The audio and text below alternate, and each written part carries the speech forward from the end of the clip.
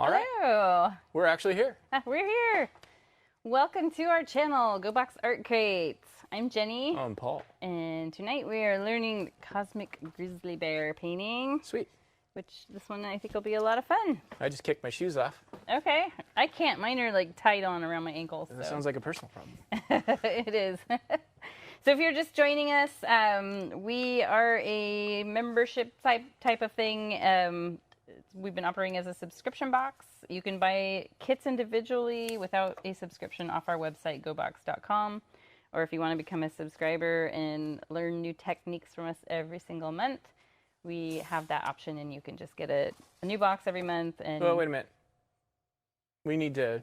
Yeah, we were changing that starting in July. Yeah, it's changing in July. So if you're brand new and you go to our website and you're looking at it, you're going to be like... You'll get the details on there. Yeah, basically, if you sign up between now and the end of May, you're going to get a box next month, and you're going to have your subscription canceled, and we're going to ask you to sign up fresh again in June. So... July. No, June. June, okay. Yeah, because they'll need to sign up in June to get the July shipment. Yeah. So wait till then. Yeah. Well, no, if you want to get the June box, just sign up between now and the end of June, and you'll get it. Can you read her message real quick? Mm-hmm. Good to see you guys on here. Let's see. Mark wants me to tell you that there could be more people watching if they are watching on TV. We have a laptop and TV, and it was only showing as one person watching. Oh, okay. That's true. Yeah, it was showing as one person. I see 6 now, and that's usually about where we are when we start, and then it just kind of grows and falls. And well, what she means is, yes, it shows as 1, but there's maybe 5 people in the room. Yeah. Oh, got it. Yeah. I get it. I think that's. I'm slow tonight. It's been hot. It's been a long, busy day for me. I worked in here, went home, got my daughter some dinner, got her off to the high school for doing makeup for a play, and we got here late. We are trying to My brain's a little fried, but I'm gathering it back. We're trying to convince her to do a guest appearance. Our daughter, yeah, Greta. Yeah. So let's zoom into our supplies, do a toast, and we'll get going. Toast first or Zoom first? Doesn't matter. Let's do toast. Let's toast. Cheers to painting Friday night. Woohoo! Cheers. Whoop. Oh, man. Okay. What? We're out of frame. A little bit. That's kind of weird. Yeah, let's get this. Actually, let's roll the table back a little bit because this is getting really far away from me. Did you move the table forward? No, I didn't. But our son might have when he was here working earlier. Okay. Do you need me to zoom out a little bit? Maybe a couple notches. There you go. Actually, that looks really good. So this is our cute bear. This is one of those paintings that took a hot second to grow on me, and sometimes that is the way it goes. I wasn't sure if I was going to run it, and I just had to leave it in my little studio at home, and which I go in and out of all the time, and I just had to keep looking at it. And then finally, days and days after I finished it, I posted it because I actually ended up liking it. Speaking of a hot second, it's hot in here. It's hot. No AC. We went straight from winter to summer. We did not pass spring. We did not collect flowers. No, we had plenty of flowers. Now, if you are part of the membership box, you get these awesome color-printed step-by-step sheets, which are cool to use as a follow-along guide with this video. We don't recommend using them on your own unless you are have some art skills, but these are meant to be as a follow-along for beginning painters. Those of you with some experience might be able to look at it and go, oh, I know exactly what I need to do here.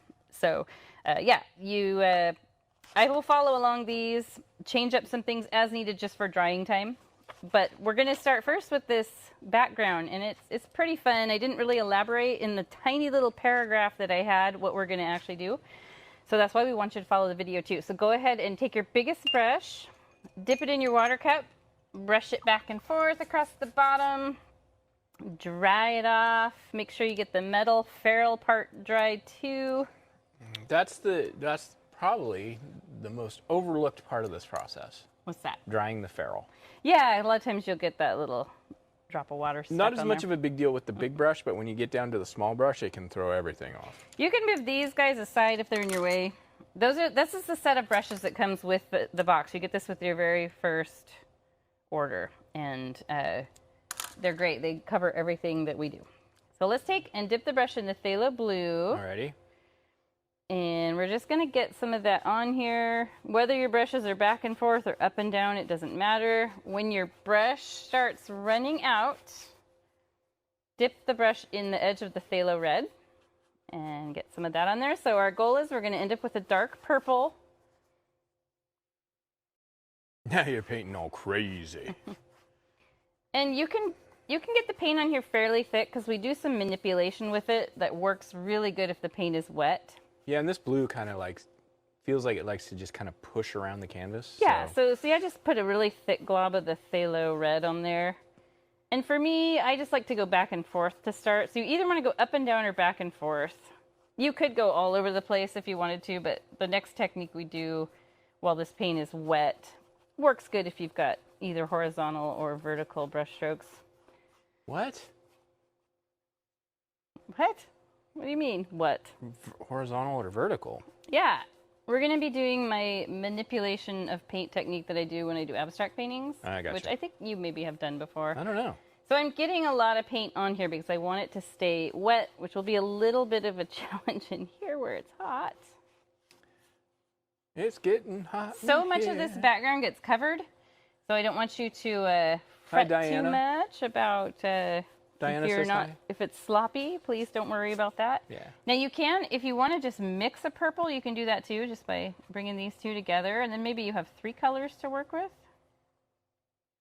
Phthalo blue and phthalo red make a great grape soda color. Great, babe. Now one thing you'll notice is I occasionally I'll be doing this, short little brush strokes, and you'll see all of these white marks. Those are just stop and start marks, and I always go back over and smooth those out. I'm cruising here. Sorry if it feels fast. We actually need this part to be kind of fast. Is there a reason why we don't paint the sides of the canvas? Yes, we're lazy. We're lazy. That is 100% the reason. Some of these paintings, the ones that end up really good, I sell on Etsy. And for those, I do take the time and paint the edges because I figure someone on Etsy, maybe they're not ready to frame it yet. It's a little more difficult on a tabletop, too. Yeah. And it just takes extra time in teaching. So one of the things you can do, you can wrap the color around the sides as you go. When we had our live studio, I would tell people that at the beginning of class, and most people would just do it at the end. Yeah, I would be really pretty good at starting to wrap the image and then forgetting, and then I'd have this kind of wrapped image and then not. Yeah. Oh, I guess I don't need to. Are we going more pink as we go further down? No, mine ended up that way. So we want it to just, it's going to look like a night sky, like a kind of a cosmic sky, not black though. That's what's nice about, we don't have black in the color palette this month, and we are doing all of our dark colors with mixing with phthalo blue base. Hopefully you guys are all doing well as we're heading into summer. It's been a little bit of a whirlwind for us just because of volunteer work. Yeah. I know a lot of you guys who watch with us know that my daughter and I both volunteer for the Glam Squad for the local plays, and I thought it would be maybe 2 or 3 a year. It's 2 or 3 every 3 months. It ends up being a lot, but we love it. We love it so much. Are you reading the messages? Yeah, I have been. Okay. LOL. Okay. So now my canvas is wet, and I'll tilt it so you can see how glossy it is. And I did say hello to Diana, but you I heard that. Okay. Hello, Diana. So see how glossy that is? So that means I have a lot of paint on there and it's wet. What I want to do now is I want very little paint on my brush, so you can wipe it on your towel if you want. You don't have to wash it. And now I'm going to really lightly go the opposite direction of what my original brush strokes were. So I'm just manipulating the direction of the paint, and see what that does right here. Oops. I just accidentally fingerprinted it. This is such a cool effect. And so I'm just going along very light pressure, just gliding this brush. I see what you did there. And if you ever just want to move color around on the canvas for the therapeutic effect, this is so good. It just does something to my brain. I don't know what, but I just love the look of it, the feel of it, the effect. And you can do this once, like I'm doing now. You know, I went across first, and now I'm going vertical. But a lot of times when I'm doing an abstract background, I'll get the 2 directions done, and then I'll go through, and this time I might manipulate it and go this way, doing the same thing. So it's a very light pressure. Like my brush is just, there's no weight on it at all. And so going this way now allows it to smooth in a little bit differently. And you can repeat this as many times as you want. And if you really like having these bright spots like that, you can put some more paint somewhere. Like maybe I'll just put some right here. Get it in there. And then just manipulate it. Just smooth it out. You better work. This is going to end up being covered by the bear. Work it, girl. Bright spot. But depending on your colors, if you use colors that really work well together, like phthalo red and phthalo blue, you can end up with a really pretty piece of art that is a background you can do anything to. So here, I could just keep doing it.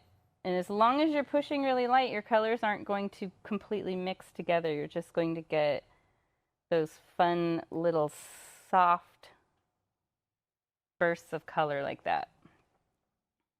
I would always tell people in class when we do this, they loved it. People had a good time doing this. And I would say, now you know how to paint a photography background for school. So if you ever need... Far out. If you ever need to volunteer your services for something, you can paint a photography background. It's very simple. So a lot of times what I would do for abstract art is I'd have this background. And a lot of times I had red.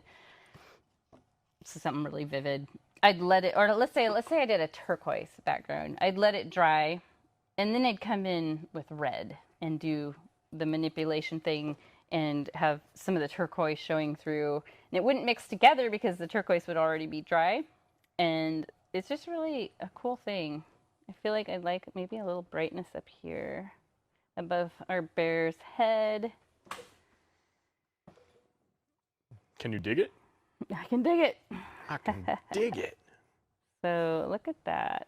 So fun. I don't know. This does something really good to me.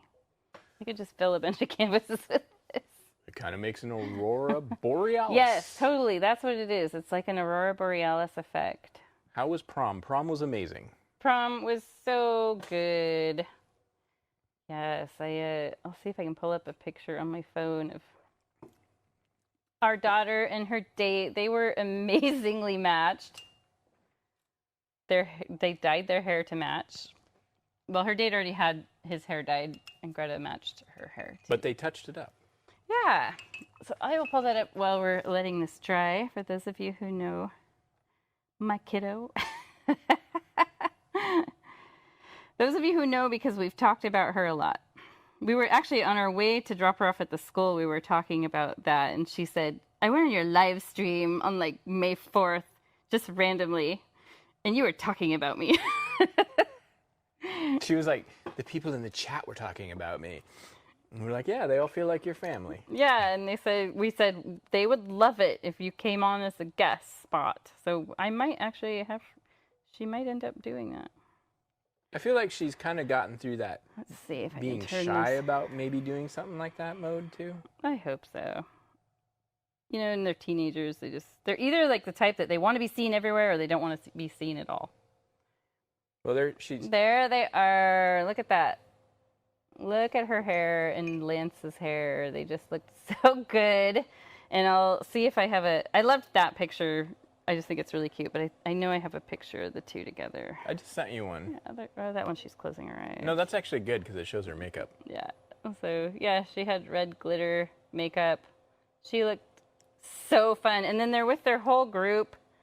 And the rest of the group, they're just like, the regular prom kids. There, and there's Greta and Lance. Oh, turn your phone. Turn your phone. Sorry. There you go. There's Greta and Lance, the bright redheads on the end. Yeah, it was a lot of fun. Yep.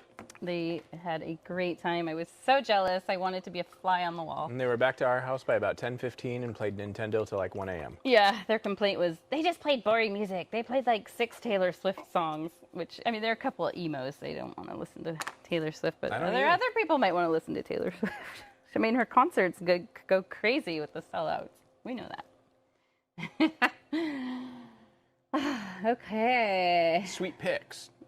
Yeah, they were fun. I get such happy feelings looking at them. And they're just friends. Lance we met through doing the Glam Squad stuff, and he's amazing. We love him. Okay, so he's our second son. He's our second son. We've adopted him. Yeah, we have adopted him and his brother Puck. Yes. Yeah. So this is just still a little bit wet, but it's okay because we're just going to be doing some light sketching, and you can see that here. This is where we're going. Some of your sketch marks are going to get really faint because of the wet background, but do not worry about that. This painting is all about layering, and you can see that as we go along the images that it's like layer, layer, layer, layer, layer, and then finally eyes. So let's wash your brush if you haven't yet. Take a sip of whatever you've got there if you want. Iced tea, soda pop. It suddenly gets so much hotter when I teach. I don't know if it's just nerves. It's just you. Or the heat from the lights. It's just but you. I do feel like it's something like 99 Your presence degrees. makes everything hotter. That's what it is. Okay, out of the remaining 3 brushes, we are going to go with our all-time favorite, number 8. That is your second largest brush. You can see there's quite a difference in size between those. So we've got like this is about a 1/4 inch, and this is a 3/4 inch. So let's pick up that one, number 8. There's a little number on the handle. Go ahead and dip it in your water cup, brush it across the bottom real light. You don't want to push super hard because you don't want to splay those bristles out. Otherwise, you'll be like Paul, fraying all the brushes. And we are going to mix a really pale turquoise. So kind of like, think like Aqua Fresh toothpaste minty. So just more white than turquoise, and yours can be lighter than mine or darker. It really doesn't matter. This is just the color I chose. I could have sketched it out in any of these colors that would show up. But I chose this one just because the canvas is wet, and I figured if it's going to blend into the wet paint, it'll show up more if it's a lighter color. What are we doing? I know what we are going to paint a big circle in the middle. So let's have a look at our original. Wow. Everything in here is broken down in shapes. So don't worry about this point at the bottom. We're just going to do this big circle, and then we build outward with hair. So if you end up with a smaller circle than you want, when we add all the fur, it's going to end up being bigger anyways. So this starts about maybe 3 inches from the top of the canvas. So a lot of times when I'm teaching something like this, I like to make marker points. So I'll find the middle of the canvas, thereabouts. It doesn't have to be exact. Even my original is slightly off center, I noticed. I'm going to come down about 3 inches, make a mark. And you see that's not perfectly centered, but it's going to work. And I'm going to use the thin edge of my brush, so I like to do that for sketching. And I'm just going to sketch a big arch. And this is where I check and see, am I too close to this side but not close enough to this side? Yes, that is the case, and that's exactly what happened when I did the original. So I try to make it so I have equal spaces between here and here. And again, remember you can build out with fur. I'm going to come down. And it doesn't have to be a perfect circle. We're just aiming for circular. Circular is what we want. So there, obviously not a perfect circle by any means, but that's okay. It's the bare bones of the thing. We're bare bones, like it's literally. Bare bones. Literally, pun intended. And then I'm just going to use a dotted line and separate this vertically. All of these lines we're putting in get completely covered. And then I want to find the middle of this circle. So right about there, I'd say, just make some kind of marker point so you know where that is, just because we use it right now. I want to jump up about 1 inch. So right about here, and I'm going to do the eye line across here. So the eye line is a little bit above center. Mm-hmm. And now ears are so easy. Their ears are small for the size of their head, and they're just like a little rounded. It's not like a real wide rounded. It's more like a kind of a taller.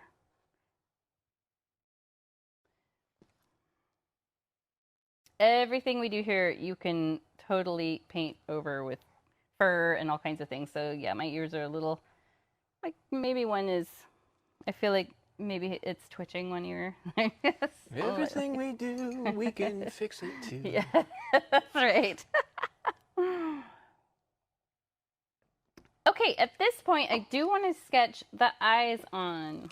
So wash your brush. We will use this same brush in a minute, so if you don't wash it, you're probably okay. I'm going to wash mine just because I started to. And the eyes, let's have a look at our original, just because I started to.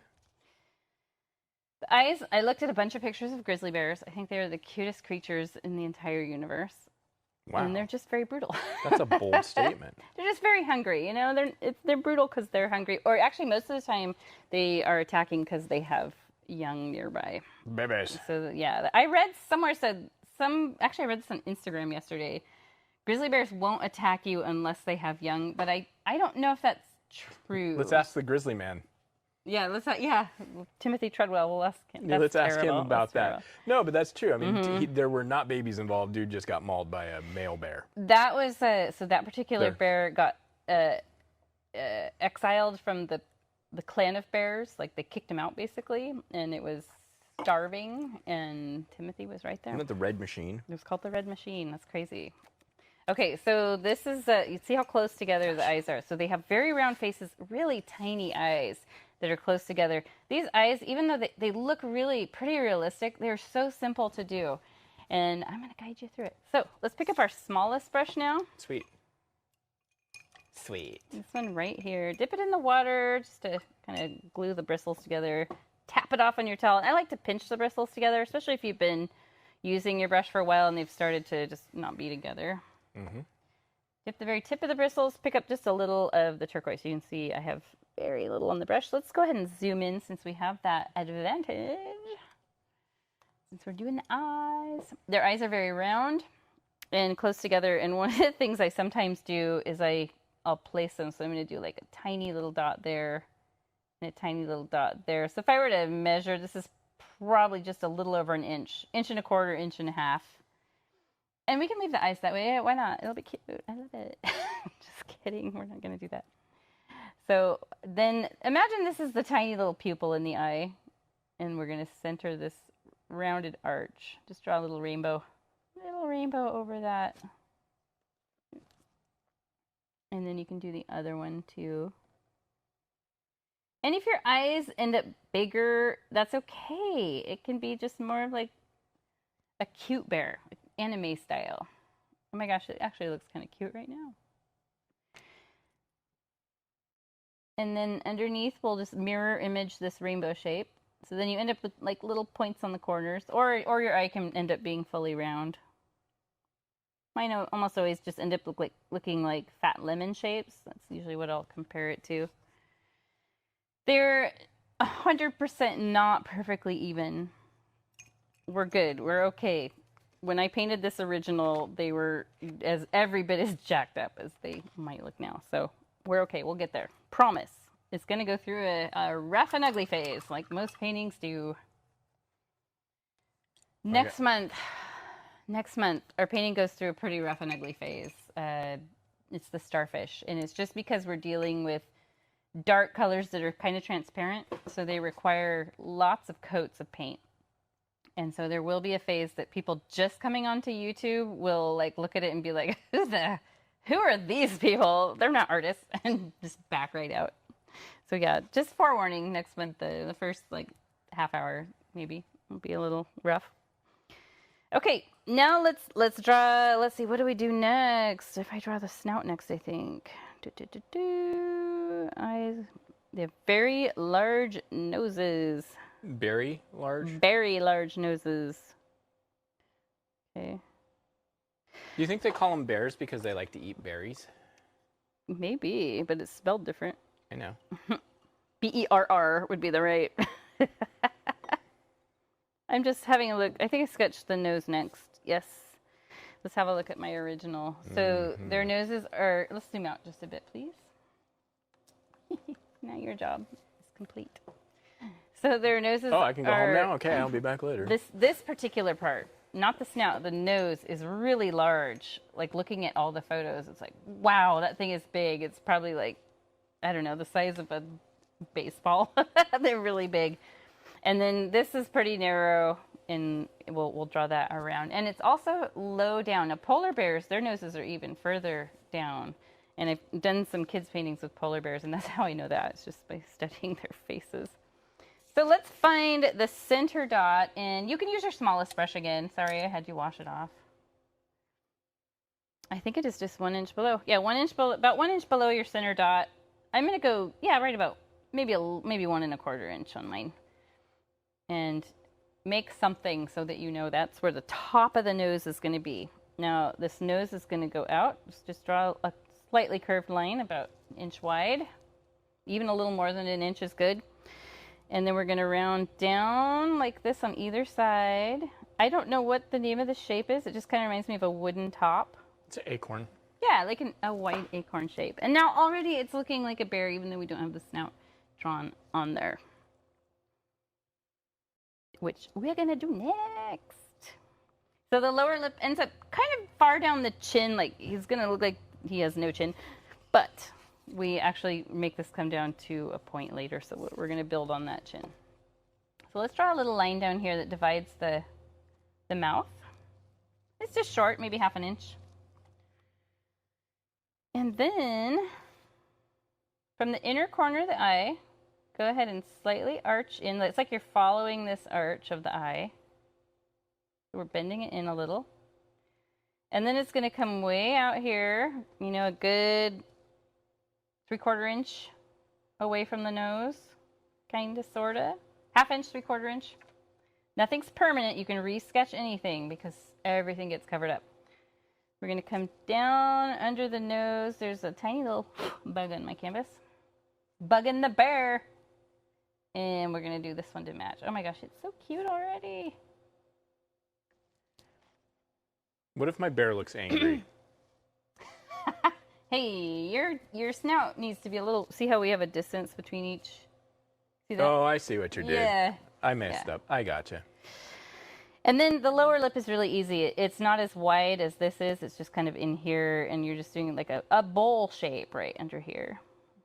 And how cute is this bear? That's an easy fix. So cute. Yeah, that's a very easy fix. While we've got this little sketcher in hand, let's go ahead and sketch the inner ear when you're ready. It just matches the shape of the ear, just a smaller version.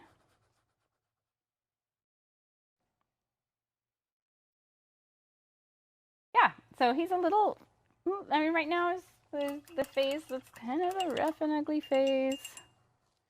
I don't know why I'm washing my brush. I think I need to use it again. Because it's warm and you're refreshing the bristles.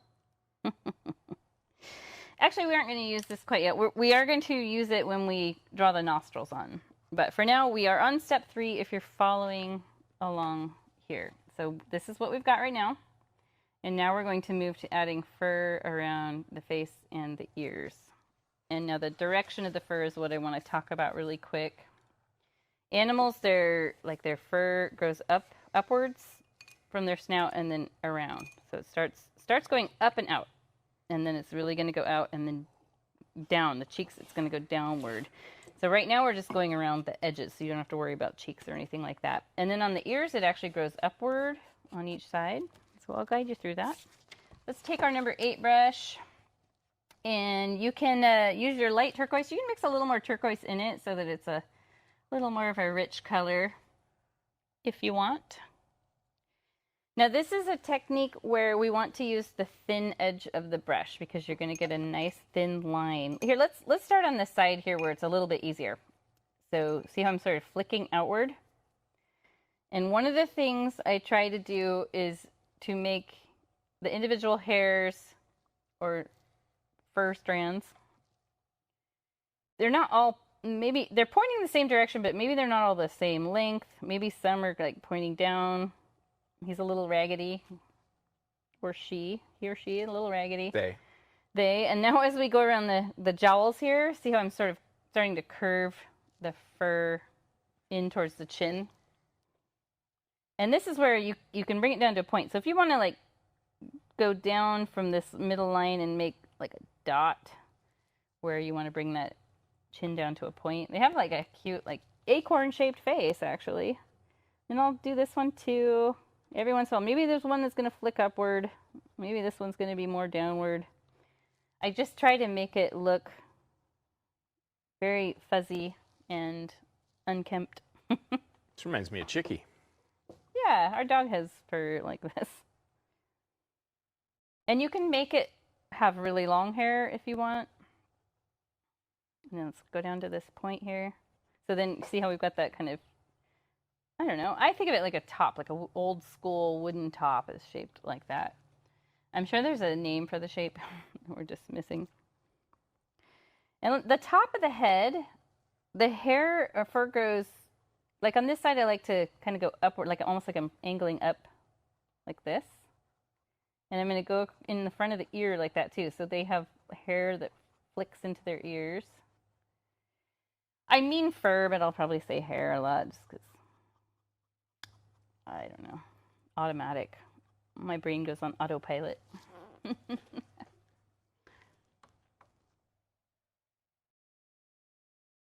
Looking cute already. I really do love painting grizzlies and polar bears, panda bears. Their heads, the top of their heads, if yours is really arched, like I feel like mine is maybe a little more arched than it needs to be. The tops of their heads is actually really flat. That's one of the things I noticed looking at them. So you can like flatten it out by bringing these edges here and here upward a bit, if needed. But nobody is really going to notice unless they studied pictures of bears like I did. And on the ears, again, we're still using that thin edge of the brush. I'm just going to flick upward just to create the edge of the ear. So I'm going to go from here all the way up to the top and then down here, again, flicking upward and outward all the way so they meet up here. Try not to make the fur too uniform. So this is one of the things I have noticed in years of teaching like paint your pet classes and any animal we do. Like let's say this is the head. I'll do it with a darker color so it shows up on camera. I notice people tend to make it exactly uniform because that's natural. When you haven't painted a lot, that's what you do. So you're doing exactly what is normal. But what you want to do is think of it more like think about like if you have a pet at home, you see sometimes they have a little bit longer hairs sticking out. Those are the ones that are going to fall out and end up all over your living room furniture. So yeah, just think of it that way. Like, here, I'll demonstrate. Maybe I've got a rogue hair there, or over here, or over here. There's a longer piece of hair. So nothing should be uniform. There is no little barber coming through and trimming this guy's hair. No vet or groomer, pet groomer. I saw a video. Nobody using a Prima machine. I saw a reel yesterday of a bear emerging, like a bear at a zoo emerging from hibernation. Mm-hmm. Holy, he was ragged. Yeah, I saw that same video. It was real skinny. I didn't realize how skinny. Oh, they lose it because they aren't taking in any calories. Maybe that's what I need to do every year, just hibernate. That was like ultimate bedhead too. Skip the winter weight gain, the holiday weight gain, just hibernate. Okay, and then you can skip having to spend all the money on the Christmas gifts too. No, I love Christmas. I honestly That was random.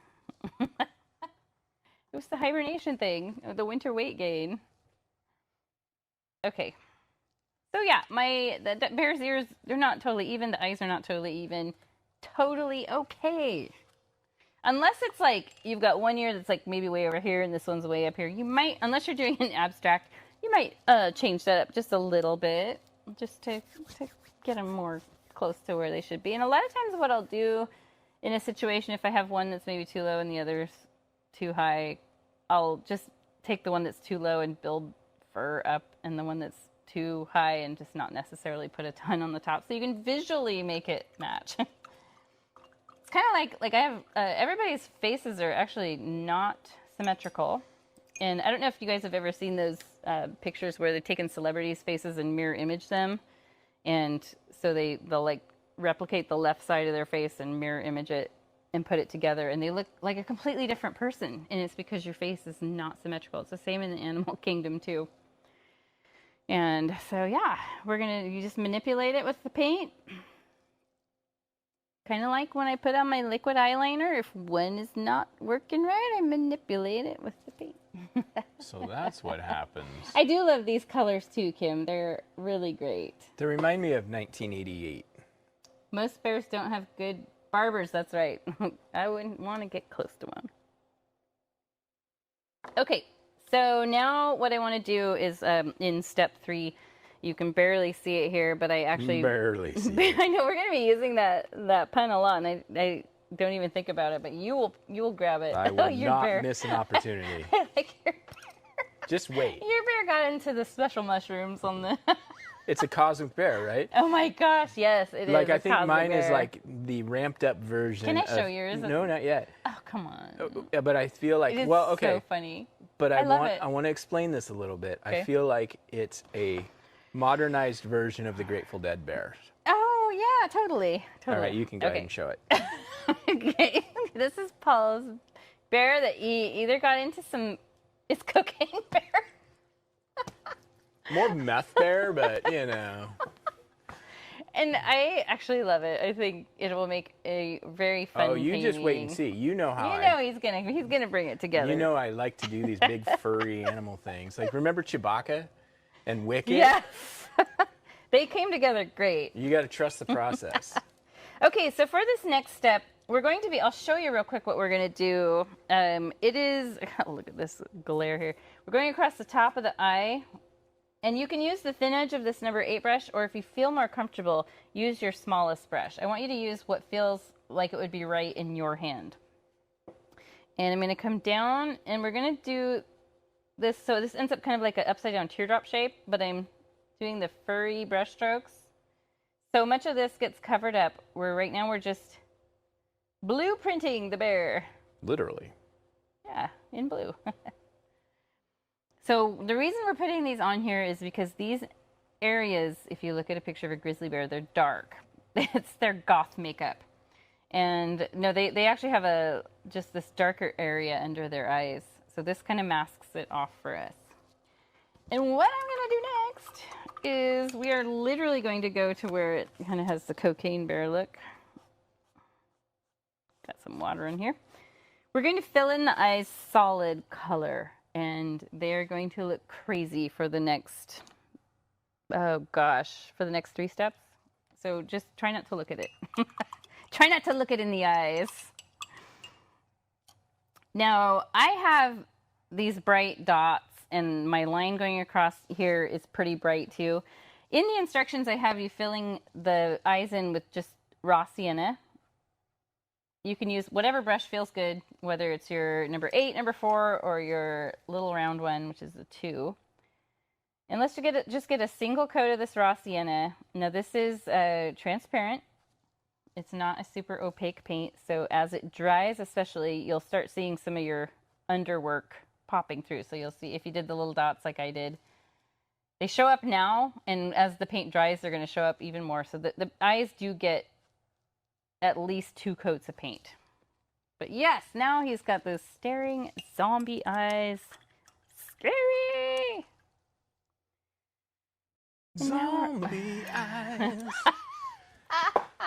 Well, look at you and I can't deny. I've got zombie eyes. You know, one thing I want to do real quick. I want to just... This inner ear part, I might add a little fur. Do it. There. Yeah, let's do it. Let's do it. Going upward, it just matches the way the ear goes. There we go.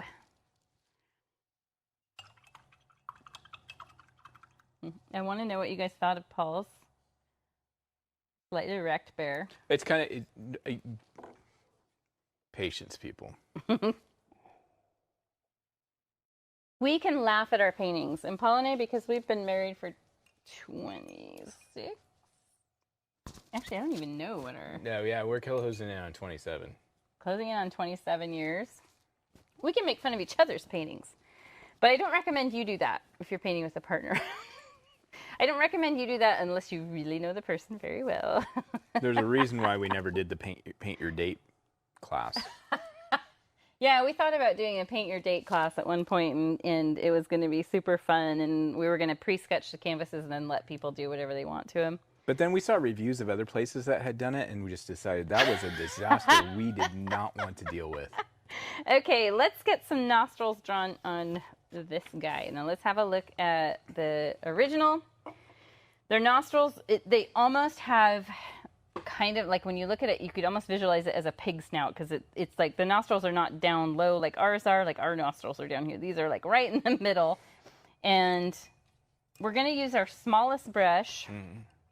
Now, if you feel like you need to make the nose bigger, if your nose feels too small, that would probably be the most common thing is that you would maybe have made the nose a little too small. You can make it bigger now. Like I can see already how much bigger this one is by comparison.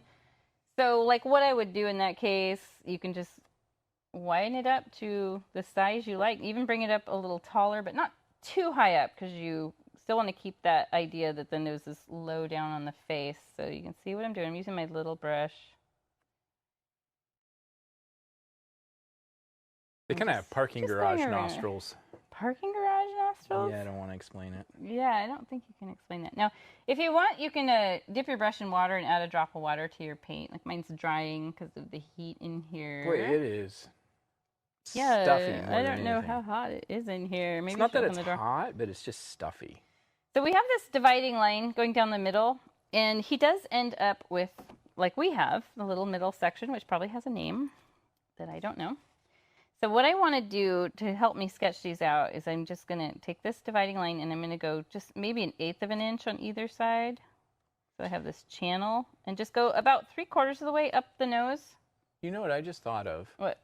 With our new microphones, we might be able to turn a fan on across the room and you not could hear it. try it and see if people hear it. Let me try that real quick. So yeah, I went about 3/4 of the way up the nose. The nose gets filled in, so all these lines that you're seeing are going to be gone. Bye-bye. And then the nostrils just sort of go up at an angle on either side. See, I think you guys can still hear me even if I walk way over here.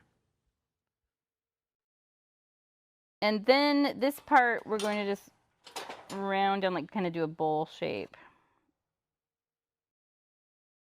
So their nostrils are not completely round. They're not like square. They're just kind of this different shape like this. Look, if you look at it, it looks like a luchador mask. Like if you guys have ever seen Nacho Libre, the wrestler mask. Luchador is wrestler. Totally looks like that. So if you made a luchador mask, you are doing awesome. Doing awesome. So Polly's turned a fan on. Let us know if it's picked up in the microphone, if it's bothersome to you. Do you have it on like a higher setting? You could put it on a lower setting because it's like. Well, hold on. Stop talking for a second, and when we can see. Fix it up a little. No. Okay. No. I can turn it down a little bit though, because it is blowing a little. It is blowing your paper towel over, and I don't want your paper towel to end up on my face. Okay. We are officially now, we should be moving on to step 4 if you're following along, and this is where we're finally going to get some color to the bear. So we're going to work on the snout, this area, and the chin area, or it's actually the lower lip. Wow, that's a game changer. Yeah. So we're going to mix raw sienna and white. What did I miss? Will you zoom out just a little? We just did the nose. Okay. You had already done it, it looks like. And I said how it kind of looks like the Nacho Libre Luchador mask. Mandalorian, too. Looks like Mando. Oh, yeah, you know, we're just bringing a little May the 4th action in there. So I'm going to use my number 8 brush, most popular brush in our box. Let's scrape off a little white, scrape off from the edge a little raw sienna. Our newest paint you guys are going to love, absolutely love, and it is so thick and creamy that we actually have to send out palette knives. Yeah, you guys are going to get the true studio painting experience. It'll feel like it's the texture of like oil paint. It is. And so many of you guys have been working with us for so long that you're ready. You're ready for that. We're ready. We're ready. Okay, so I just made kind of a light wheat color, slightly beige. I could actually golden it up a little more by pulling some more of that in there. Now when I've mixed it, I've got big blobs of paint on my brush. I don't usually like to start with giant globs of paint yet, so I'm going to just sort of wipe it off on my palette, or you can use your paper towel, but if you wipe it off on your palette, then you can go back and use it. This is why my palette ends up being a big old mess. And now we want to use the thin edge. Let's just start right up here on the inner corners of the eyes. Just start going over the eye in little fur-like brush strokes. Let's give this guy a Frida Kahlo brow right across the center. Nice little monobrow going on there. And my goal is to cover my turquoise outlines, so you can bring that all the way to the edge. In fact, let's just do that. Let's just outline it. And this is where you can even things up. Let us know, you guys, if that fan, if you can hear it. I don't see that it's picking up on the audio, but if it's bothersome to you, let us know. Yeah, we have a little green sound bar, and our voices pick up, but the fan is not doing anything. So do let us know if you hear it. And we'll just roast for you, just for you. Okay, let's just trace this bottom lip here. And now we're going to talk about how we fill this in. So when filling it in, you can see the original here. You see the brush strokes. You look and you can see the dark violet color underneath. That is what the ideal thing here is, to do that, to leave some bits of that darker purple background, which is nice. Then we don't have to do like a million coats. And you can start in the middle like I am, going down from the monobrow. Or you can start down here. In fact, I think that's, just go ahead and catch up to where I am. And then I'm going to move down here. So this is where we're just going to flip-flop around the canvas. From this center part, using the thin edge of your brush, it's like we're giving him a little mustache here. Going around the nose. And same thing here. I always have a little bit harder time with the left side because I'm right-handed.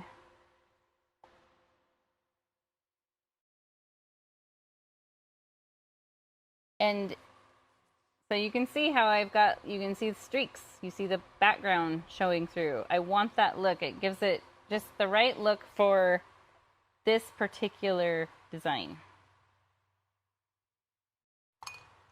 Almost reminds me of, like, in college, in basic design, we had to do these linoleum block carvings. I remember that. And you'd paint them and you'd press them down on the paper, and it ended up with this kind of look where you've got the streaks of the dark in there. They were super cool.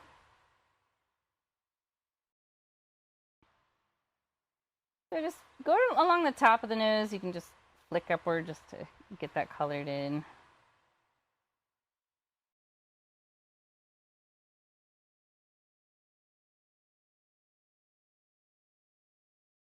For some reason, I'm getting super hungry already. Yeah, I was a little worried about, like, my microphone. I'm like, is it going to pick up if my stomach growls? We literally just kind of got home and then left the house again. We did? Sort of. We didn't have a lot of time. I had a little bit of time to make Greta some food.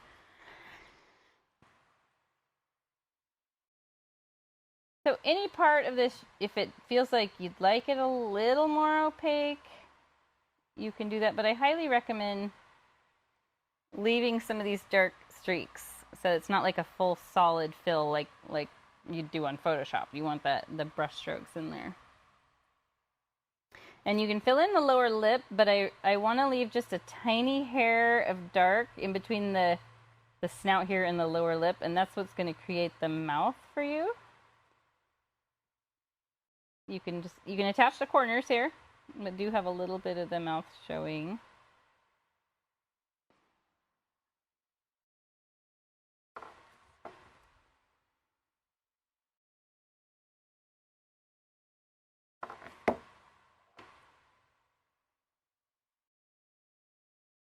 And we'll bring that mouth back later. So right now it's just a little line. It's just a guideline so that we know where it's going to be. So this snout is the brightest part of the face. The boldest, brightest part. We do bring some of this color in and around the face. And if you feel like this is a little bit light for you and you want it to be a little darker, there's nothing about the color of this bear that's really natural except for the kind of blondish hairs. You can always come in and you can mix a little more of the raw sienna into a bit of the white. You don't have to, like, pollute your whole batch, but, like, I could add some more gold tones in here. I'm not covering every last little inch of it that I already did because I do want some of that dark showing through, but you can sort of tint the color a bit to warm it up. And you can do that more and more. So I'm just sort of just dabbing little bits of this, just plain raw sienna or a little raw sienna mixed with the white.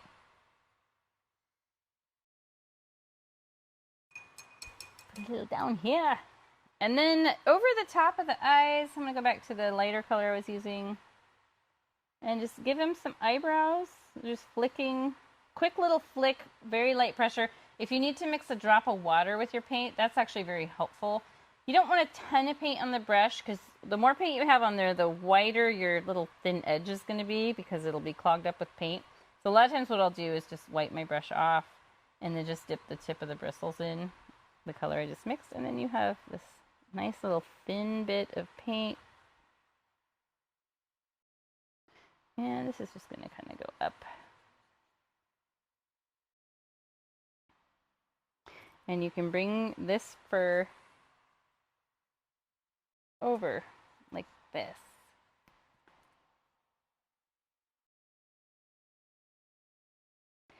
If you see your line, your dividing line that we originally drew through there, you can just pick some areas that need a little more paint to cover that. You don't even have to cover the whole thing unless it's super obvious. I doubt people are going to notice unless it's like I said, unless it's super obvious. I feel like I need to bring a little more of this gold color up in here. Gold bear. He's been up in the Klondike searching for gold. What's that? What's the Klondike? Is that somewhere in Alaska? Yeah, it's a region of Alaska. Huh. Super cool. The Klondike Gold Rush? I mean, come on. Yeah.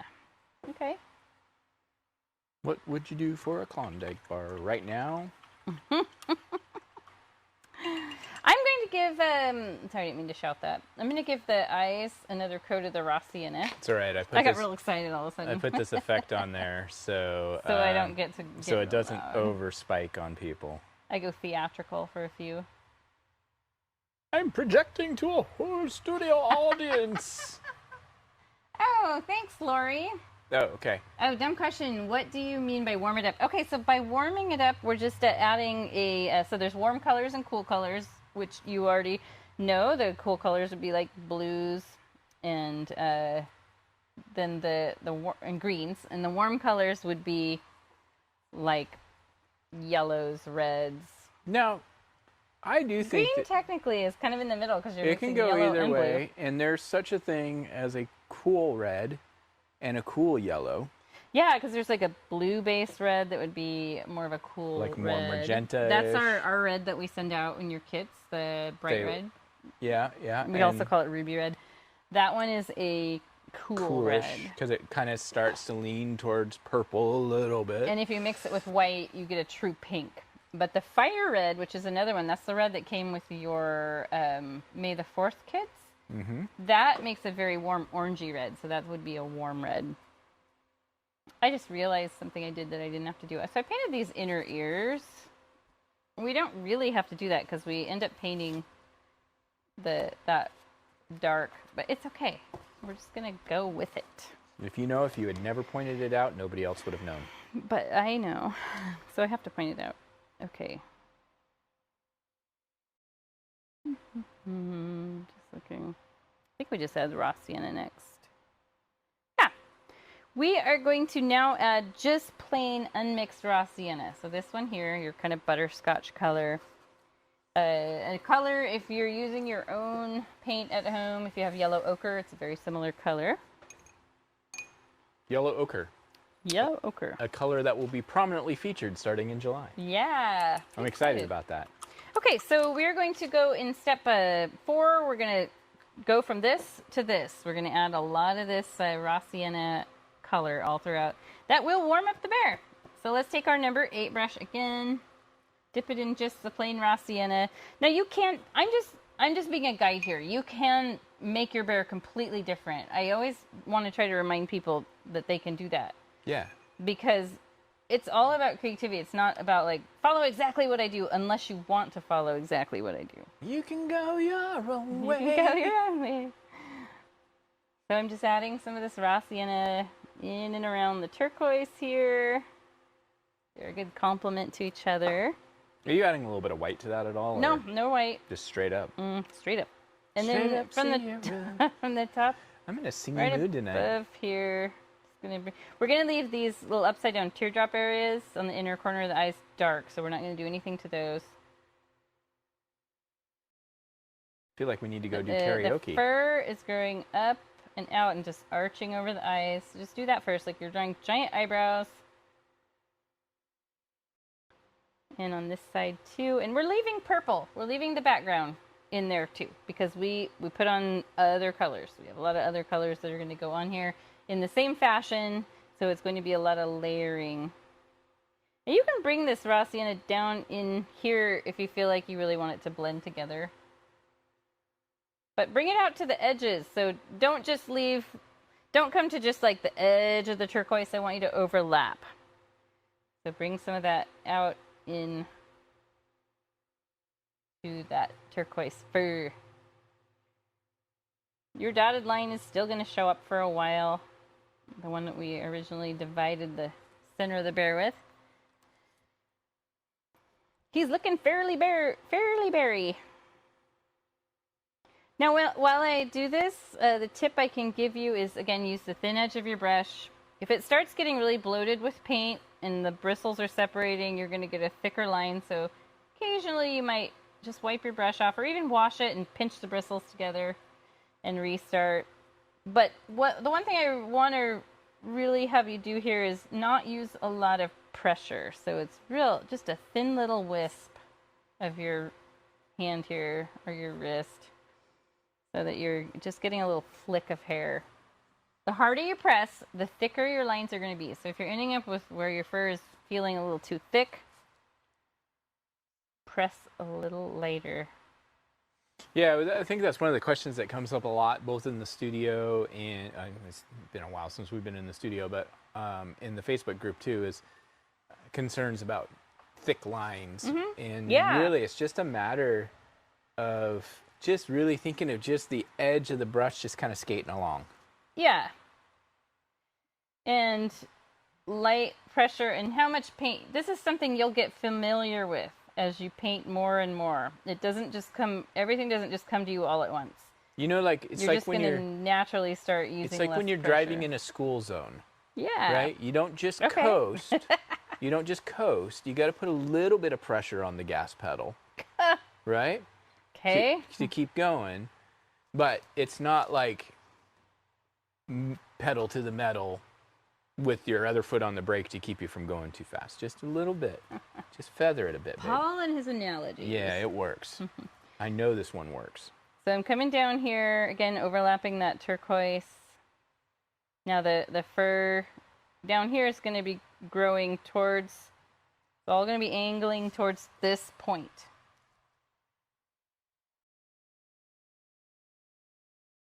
Which point? The chin. Oh, I got you. So yes, a lot of the paint stuff, like how much paint on my brush, how much pressure, how much water do I mix with my paint.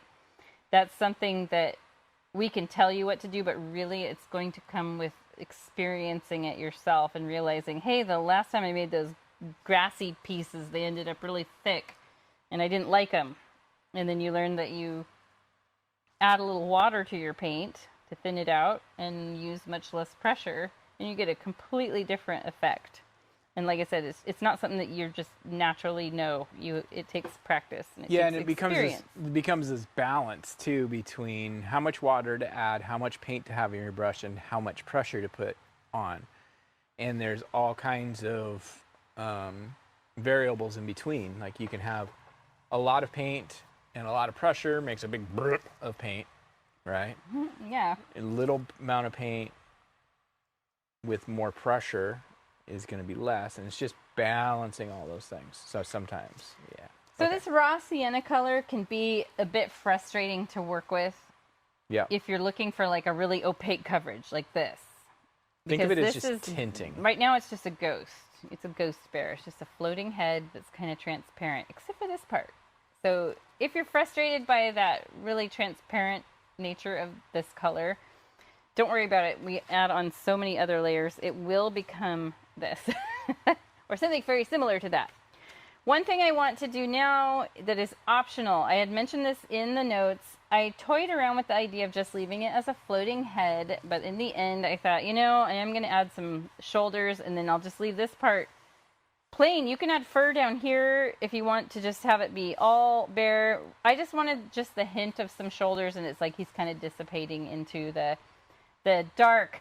And I didn't add stars down here because I thought of it like he really is like maybe coming out of a dark area, and you're just seeing hints. You're seeing the face is all in full light, but this stuff is maybe a lot darker. Maybe he's coming to help you on your journey to the afterlife. Yeah, he is. He's the great spirit bear.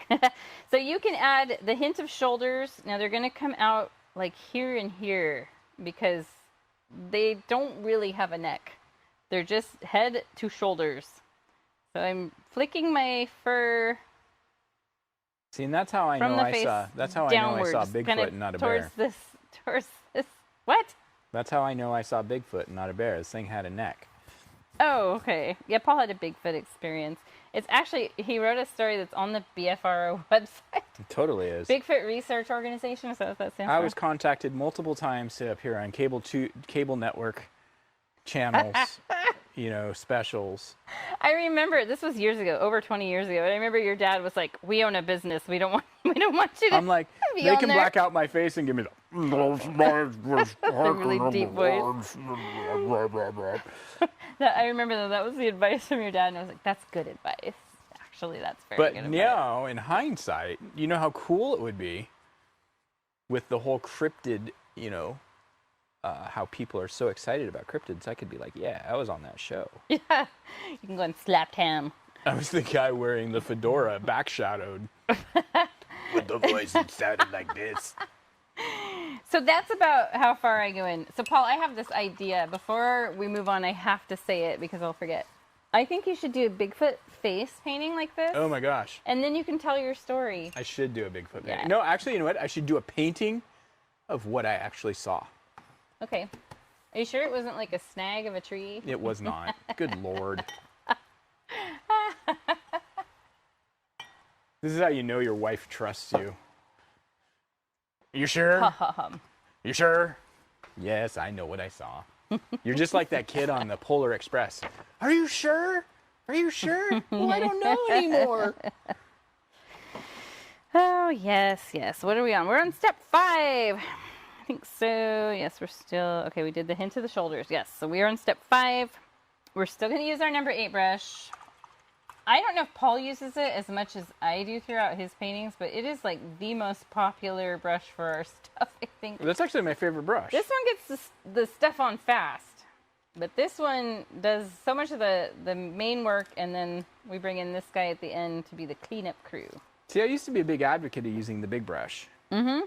And I've kind of gotten more into more of the number 8, because remember that last painting we did last month was just the number 8. Yeah. Okay, so we are going to make a deep teal color, which you can see here, right here and here. So very, very dark teal color, and we use it a little bit throughout the face as well, but this is what's going to be the shaded area. And to make that color, you are going to mix phthalo blue, raw sienna, and a little bit of turquoise. So let's try that out. This brush, phthalo blue right here, raw sienna. Let's try equal parts to start. So just make a deep green.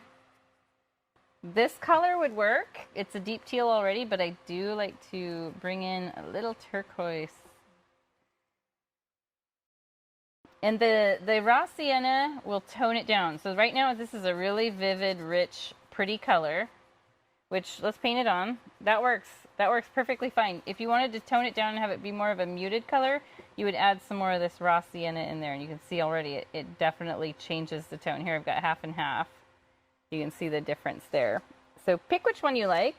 Maybe I'll just mix all this together so it's halfway between both. And we're just going to go under the eye. If you need to use a smaller brush for like getting on the inner corner, please feel free to do so. And you don't need a lot of paint here because it's already dark. We're just tinting it. And just fill in, using the, see how I'm using the little brush strokes I've been using, just a little flicking downward. Except for when you get like under the eye and then the inner corner, you can be a little more, like you don't have to flick downward, just get that colored in.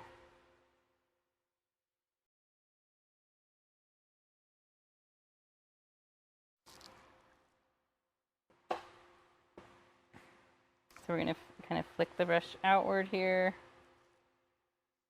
As we get to the bottom here, you can start flicking your brush over the turquoise outline. This part that's still outlined, and you can kind of cover that by flicking outward.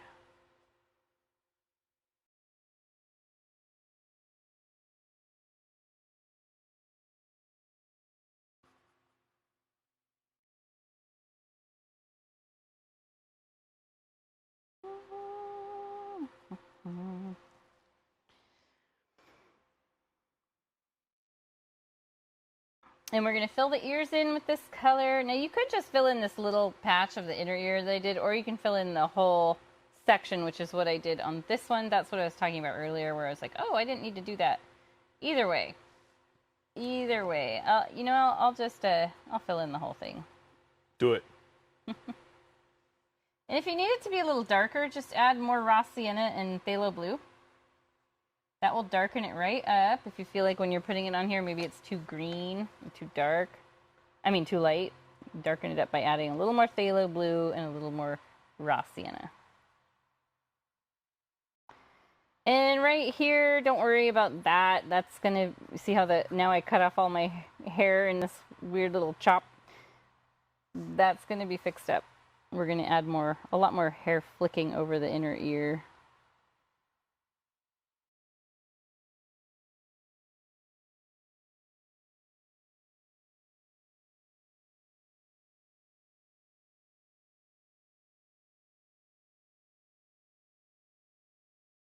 Okay. Good. Still looking a little crazy. Mine looks like the Ultimate Warrior. Do you remember the Ultimate Warrior from like WWF? No, I didn't pay that much attention to that. Probably a good thing. I mean, I was like 12. Captain Insano. Pretty much.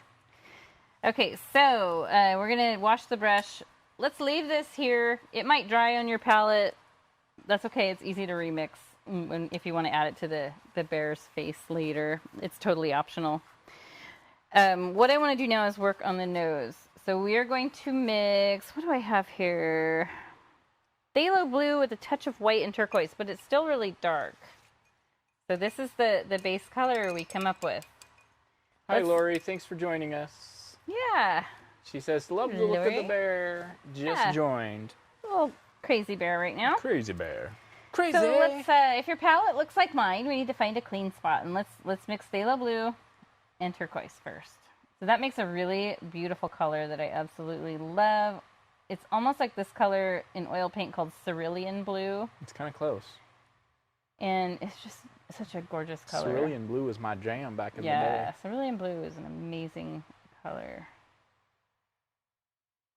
So this color, let's paint a little swatch on. That would be fine. I do want to make it a little more opaque though by adding just a tiny dot of white. Because the white's really going to overpower this color right away. And you'll get a sky blue. We don't want quite a sky blue. We want it to still be kind of dark. So already mine got maybe a little lighter than it needed to be. So I'll just pull in a little more turquoise and phthalo. And you might now give our little number 4 brush a chance to do some work. Hello, friends. This is a good one to get around the nostrils without like painstakingly using the tiny brush. So I'm going to wash that. I mean, not wash it. I'm going to dip it in the water and dry it off. Just to make those bristles kind of flexible. And we'll start in the middle of the nose. And this is where you'll really start to see, do I need more dark blue mixed in here? Or is this dark enough? Now on the nostrils, we have a highlight I'll show you. This highlight along the bottom edge, and that's what really makes this stand out and look a little more like a realistic nose than it could look. So I just leave this, I just go right under that turquoise outline. But on the top edge, I cover it up. So it's just the bottom one that stays highlighted, and we can totally add a highlight back in there. I'm gonna add a little more dark blue. We can totally add a highlight back in there if you accidentally brush over this bottom. So it's just this bottom outline of the nostril that I want to keep light. And you can build your nose out a little bigger here because you can. Using the thin edge of the brush. Feel free to pick up any of the other smaller brushes, like the smallest brush if you need that.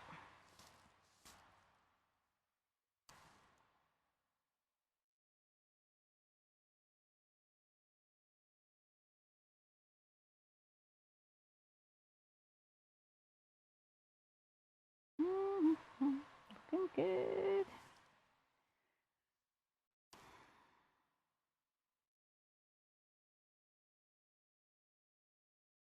And the inside edge of the nostrils, you could leave that a little turquoise showing, like this part right here. You may end up having to reshape a nostril. Like this one on mine, because of some brush stroke I did, it ended up looking a little squashed on the top. Let's zoom in, Paul, actually. I always forget we can do that. Zoom into the nose. So there you see how like this one's a little squash looking compared. This one looks just about the way I want it to look. So I could just go in later with the dark purple by mixing phthalo blue and phthalo red, the background color we came up with, and fix that up very easily. My goal here, I want to cover all my turquoise outlines and try to even this up. Doesn't have to be perfectly exact unless if it's really standing out that like maybe one side is way bigger than the other, you might want to address that. Sometimes I'll turn my canvas, like if I'm trying to get a specific, like I'm just trying to go a millimeter out here. I just use the thin edge of the brush and turn the canvas. Same thing here, like I can turn it upside down. Just make, oops, sorry, I'm off camera. This makes it really easy. And a lot of this, maybe you need a second coat later, because maybe you're like me and your little original dot is standing out. We can do that. We just don't have to do it now. I feel like something fell, but maybe not. Take a breath. Take a drink. Relax. Take a sip. But only if you're over 21. Well, you can sip water. It's true. Fruit punch, whatever. Okay. You know what I had the other day? It was really good. I was at the store and Sprite has limonade.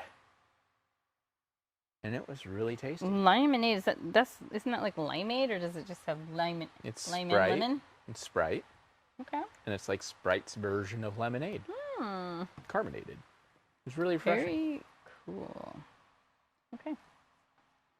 We are moving along and we're going to shade a couple areas with purple. So this area here, you see the difference. This is really bright and kind of cartoony looking. This one's sort of cartoony too, but we're going to shade it and make it look a little less cartoony than this one does. So I've got this shade on either side of the lower part under the nose. What is that called? The philtrum? And then the lip too. Down here I have a little, it's kind of the way you add a lip in there. And color-wise, what did I mix together? You get mine a septum piercing. Remember. Let's see. Dark lavender with phthalo red, phthalo blue, and just a touch of white. And what brush do I want to use? I can use my number 4 again. We'll give number 4 another chance. I'm going to move these out of the way just because they're all sort we of are in the saying is give for a chance. So let's make violet. We're going to make this color. I'm sorry, I'm Violet, pointing violet. off the camera. Oh We're going to make this background color. So phthalo red, phthalo blue. I'm feeling a little unhinged tonight. That's weird. No, it's normal. Do I have to kick you off the programming? Maybe. So here I've made this nice purple color. I love that. That's beautiful. But I'm going to add just a touch of white to it. And if you feel like you want a more natural shading to this, you can add just a touch of raw sienna, and that's going to do what it did earlier to our other color. It will tone it down. So I'll do that. I'm going to add just a touch of raw sienna. It's not in the instructions, but that's why you do the feeling video. Like a little touch of raw sienna here is going to be a nice addition. Let's see.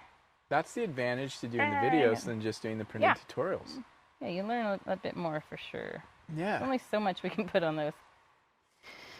And now what I want to do is I don't want to go straight in with paint because I want it to be, if you look at this, it's very, very translucent. It's very, very translucent. Very, very. So I'm going to take this color, I'll just swipe it off up here. I'm going to wash my brush, and I'm going to add water to that. So you've got it's a color wash like this. Now if you add this, you're going to get too much liquid all at once. So I'm going to dry the brush and just use the tip of the bristles and dip it in there. And now look what happens. I get this nice wash. Now if you find that this is not opaque enough, it's a little too transparent, which I can definitely see that's what's happening in my case, I'll just mix a little more of this paint into the edge of the watered down one. You don't have to mix it in the whole pool, just a little bit of the watered down. Oh yeah, that's exactly what I want. Right there. Just smudge it outward. You can dry your brush off and just go along the edges here to just sort of haze it, like blend it into the background. And I could gradually just keep adding more and more. I could darken it up more and more as I go along. Add a little more of that. I'm going to come in on this side now. Go all the way down to that little line that divides the lower lip from the upper. This guy's been eating blackberries. So bears, just like dogs and cats, they do have this little shaded area here. I always wonder why. Why do they have that? What is the reason there? Is it just a pattern? Sometimes I think you think too much. I do think a lot. It's just there, Jenny. Just I think it's just like when I'm painting animals, which I do a lot of because I love painting animals. I think about things like that, especially as I'm studying pictures. Like, why is that way? I'm sure there's an explanation. So guys, if you ever get sick of painting animals, just let me know. You can let me know by email or posting it on our Facebook group page if you want to just call me out publicly. I'm gonna shade a little lower lip here too. Just the top edge of this lower lip chin area. I'd prefer it if you private message, but if you want to publicly shame me, it's okay. I've got thick skin now. After almost 12 years of teaching public paint classes, I've got really thick skin. But if you ever get tired of painting animals and you want me to just lay off, just let me know. And I'll just lay off for a while. I think a lot of you seem to like the animal paintings. I don't think anybody's going to complain. And I will totally take suggestions too. Like, let's say, do you want to paint an alligator? Do you want to paint a whale? Do you want to paint a sloth? That would be fun. Just let me know. So right now what I've got going on is this light spot. I'll point it out with the end of my brush right here. This is an area where it's too wet. And so my new paint I'm trying to brush on is not sticking. Like I could go over it a million times and it's not going to stick. That just needs to dry for 5 minutes. And then when it dries, I can come back and paint some more of this color over it and it will be covered. If that ever happens to you, just move on to something else and come back to it and you'll be fine. You'll be just fine. Let's see, anywhere else I put this dark color?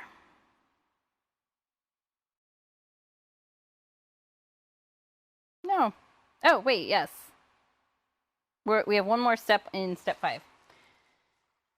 So we're going to outline the eyes in phthalo blue. And if that is too bright for you, I'm going to have a look at mine. Original. Yeah, I did outline them in phthalo blue. You can see that there.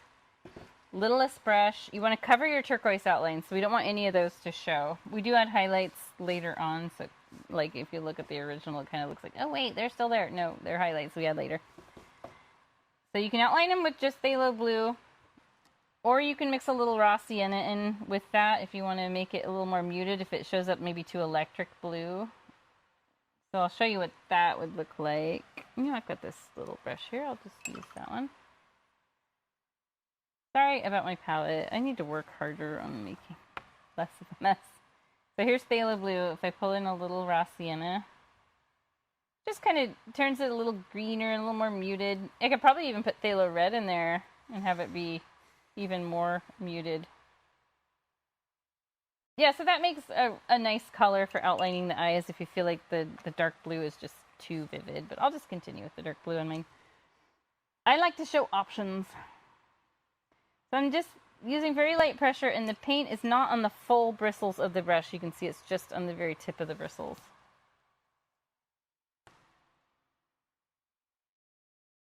And you may find that you need a second coat of the outline. Just go slow.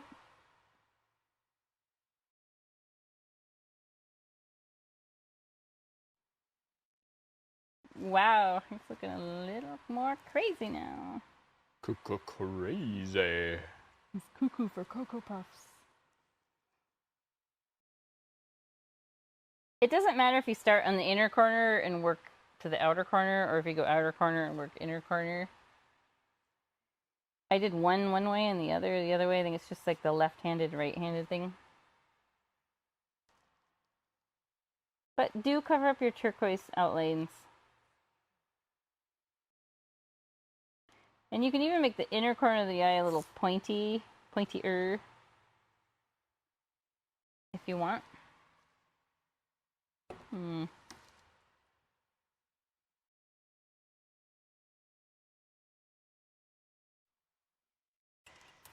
Okay, yes, I've still got this line here. It looks like he's wearing glasses, little tiny glasses. That will be covered up by other colors we add in. Most of the rest of the stuff is pretty easy. It's just repeating the same stuff we've been doing with the fur. And let's see if this is dry. I think that might be dry enough now. I know I said 5 minutes, but I think it's been less than 5. And I think I can cover it now. Look at that. Yay.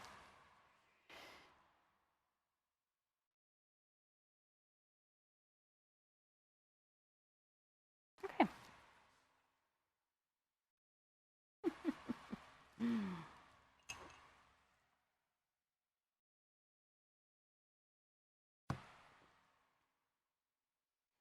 Alrighty, we have now proceeded on to step 6.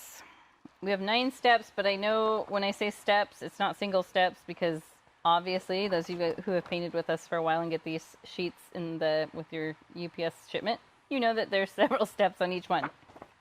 It's just a process. It's a process. Step 7, we're going to draw the pupil in the eye, and we're going to shade the top half of the iris with the darker color. I recommended the dark teal here, but this is still pretty wet from outlining. So I think what I'm going to do is I'm just going to pause for a second, and I'm going to fix this one nostril that I squashed a little. So let's zoom in. Which one do I push here? Tight. Tight. Ooh, let's give him a little, give our bear a little plastic surgery. Nose job. So I want to make the dark violet color that's the background color, which created the nostril. So here we'll bring my palette over so you can see. One of the things you can always do before you touch your canvas with your brush to make sure it's the same color, just hold it up next to it, maybe even do a little swatch. This actually works perfect. This is a good color, and maybe I'll clean this one up too. So this is if you need to just clean up and sharpen up the nostrils that we painted around. Sometimes when you're painting around them, they can get misshapen. And this is also a great time to give a second coat to the actual nose if you need. So that was this color right here, which was turquoise, phthalo blue, and what was it? A little tiny bit of white. And if you want to even mute it down more, you can do a little raw sienna. Phthalo yellow. I almost said it again. Wow. Last time I taught, I said phthalo yellow. That's so funny. Oh, look at my hand. I got some. You got some phthalo yellow on your hand there, Jenny? I've got phthalo blue. It makes a smile face, actually. It does. So yeah, a lot of my nose needed a second coat because I could see some of the lines from the original outlines showing through. Again, I'm leaving this turquoise highlight on the bottom. If you accidentally end up deleting that with your paint strokes, it's easy to bring back later when we do highlights. And I will talk about that at that point. So if you end up painting over it by accident, do not worry. You're good. So before I move on back to the eyes, I had that dark purple that I just made when I cleaned up the nostril. And if you didn't have to clean up the nostrils, you do need to make a dark purple right now. We're going to clean up the mouth, or we're going to create this division here. And I'll show you on the original. See right here. Right here, I've still got a little bit of my original turquoise outline. On this one, I've got a defined dark line, and I also will clean up the mouth area a little if needed. And then we'll add this dark line that divides, like, it's the half of the nose. So if you look at a dog, they have the same thing. I don't even know what it's for. It's some special part. I wonder why we don't have that. Kind of glad we don't. So my purple is already dried up. I need to make a little more. If we did, we wouldn't know the difference, and we wouldn't care. It's true. I think about that sometimes. Like, if I had a tail, and everybody had tails, it would be normal. We didn't know the concept of not having a tail. It would just be like. Or if we looked like the gray aliens. Yeah, I mean. So I'm just gonna sketch this down. If you didn't have a preconceived notion of what it's supposed to be, yeah, it would be the same. I have a bit too much paint on my brush, and I want less, so I'm going to just wipe a lot of it off on my paper towel. And then I'm going to sort of create this little rounded triangle shape here that divides the mouth. And you can add a little more of a lip down here if you want his mouth to look like it's a little bit open, maybe you can do that. And the cool thing is if you end up, like, maybe you make the mouth a little too open and you're not jiving with that, you can come back and go back to your raw sienna white mix and just kind of go through the steps again to fix the mouth. You can bring it all the way to the edges if you want, or you can have it just be ending there. But I do want to bring this halfway up to draw that line they have in their nose. I think we'll be adding some warm color pretty soon. Yes, we will be adding warm color, absolutely. Yeah. Everything's very cool colored right now. It's all about part of the process. Mm-hmm.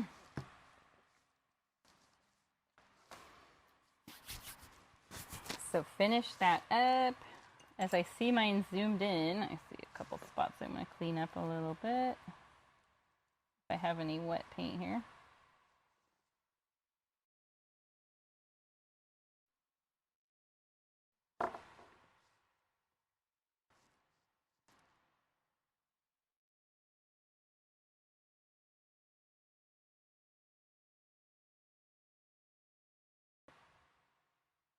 There. Going to say goodnight. Have a good weekend. We will. You as well, Kim. You too. Absolutely. Check back in tomorrow or whenever you have time and see the final results. Yeah. Okay.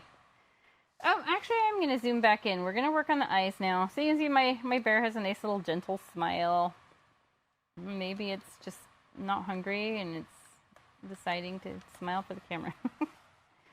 And now what I talked about a little bit ago was step 6. And we're going to shade the eye and add an iris. I'm not here to eat you. Or pupil, I'm sorry. We're going to shade the iris and add a pupil. Just trying to see, what did oh, phthalo blue, okay. So I'm going to actually reorder the steps here. What? And these eyes, they turned out better than expected. I was very happy with the way they turned out. A lot of it's the highlighting. But shading the top half of the eye and then leaving the lower half of the eye being just the raw sienna is what really helps make it look more realistic. And you want to do all of this with your smallest brush. And I like to use this teal color that we mixed earlier. Mine is completely dried up other than like, I guess I have a tiny bit of a pool of color. So that was from step, what was it? Step 5. So, oh, just our last step. So that was the dark teal was phthalo blue, raw sienna, and a touch of turquoise. So that's what color we colored the inner ears and then under here with. Now, there could have been a lot of colors I could have chosen to shade the upper part of the eye. So if you wanted to use like purple or blue or some other color, you absolutely can. It's your choice. But what I want to do is mix, I had a little bit of wet paint there. I want to mix a little water with it so you create kind of more like a color wash like this so that you can gradually add pigment to this without starting with solid paint and having to figure out where it's all going to go. So I'm using that color wash.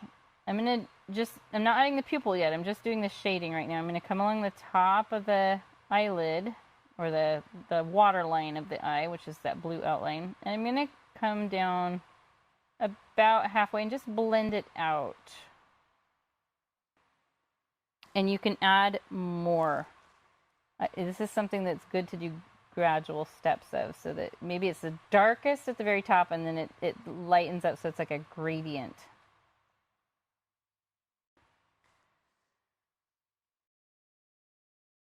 And I'm doing this with very little paint on my brush. Such a small amount you can't even really see it. You see my bristles are dyed already, but it's just I have this tiny bit of watered down paint here that's working perfect for what I need.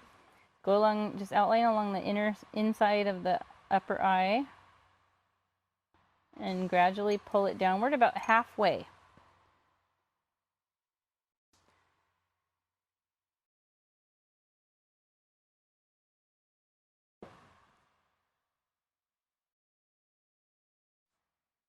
There we go.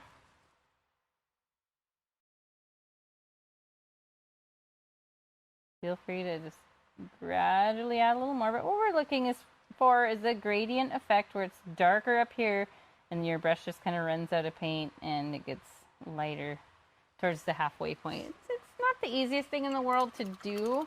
We've never done this technique. But once you do master it, like I don't think it will be really nice. I don't know that I've nice thing to know. Had us do this. Probably not. I've got one little area I want to correct. I'm just going to bring my raw sienna. I washed my brush, and I'm going to bring my raw sienna in here. It's good though. And you can do that too. You can add, like, if you want more opaque eyes, you can add a little raw sienna along the bottom and just blend it upward to match that shaded part. And already the eyes have a more definite glow to them. No pupil yet. We'll get there, I promise. We'll get there. We'll get there. I do want to, as I'm looking at mine, I couldn't tell if it was glare or if it was missing paint. I think it's missing paint. I need you can see this space right here on this outer outline where it sort of is not very crisp. And I am going to fix that. They do have, like a lot of animals, they have that awesome natural eyeliner. It's built in. For whatever reason, as humans, we got pink. Not all of us. A lot of us.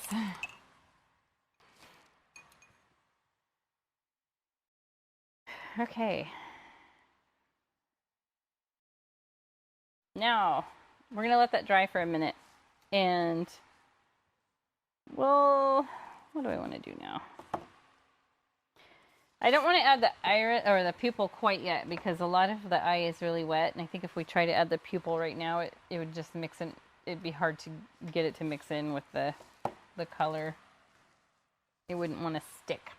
If you feel like you need a second coat of your inner ear, you can do that. Mine definitely does. It's something I probably could leave off, but I've got a minute, so I'm going to just mix some raw sienna phthalo blue and turquoise to make that dark teal that I was using just a second ago to shade the eye. And just give those inner ears a little extra little hit of paint.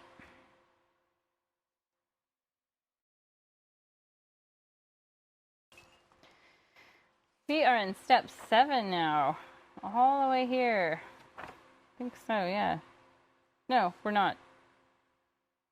We missed something. We need to go back to step 5. You changed the order, so... I did change the order a bit. So I want to add turquoise to the bear now.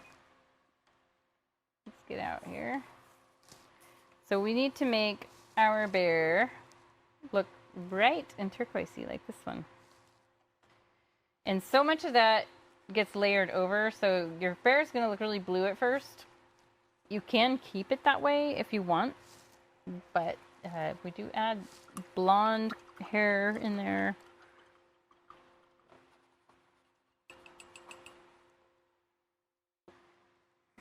So I'm going to wash and dry my number 8 brush. And what I want to know, I think I'd mix you might mix a tiny bit of white with this. Let's see what it looks like if you just put it on there. Actually, I think putting it on there just straight works really good. It's really nice and vivid. If you feel like it's too transparent, which this turquoise isn't super transparent, it works pretty good. But you could add just a touch of white to it if you want to make it a little more opaque, but not overall change the color too much. So you can see right here I added white.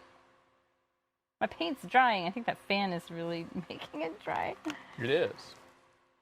Yeah, I like the just plain turquoise, honestly. Go ahead and add it in there. You can use both. Just like we did with the raw sienna earlier, we're going to add this throughout.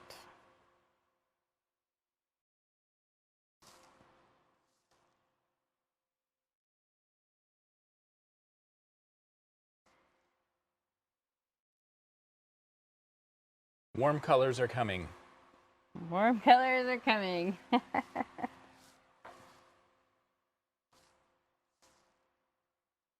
So again, following the growth pattern of the fur, up and out over the forehead, out to the side. Then as we get down under the chin, it's going to come to a little point.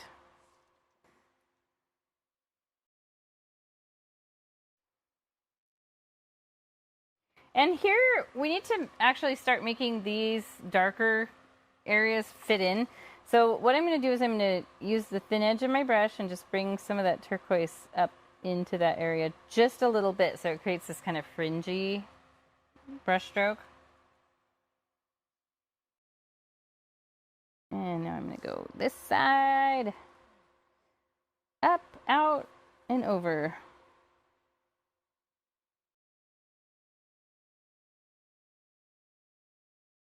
If you feel like it, you can bring some turquoise down onto the actual snout itself. It's up to you. I didn't really on the original. I put some pink on later, but if you want turquoise on there, why not? Go ahead.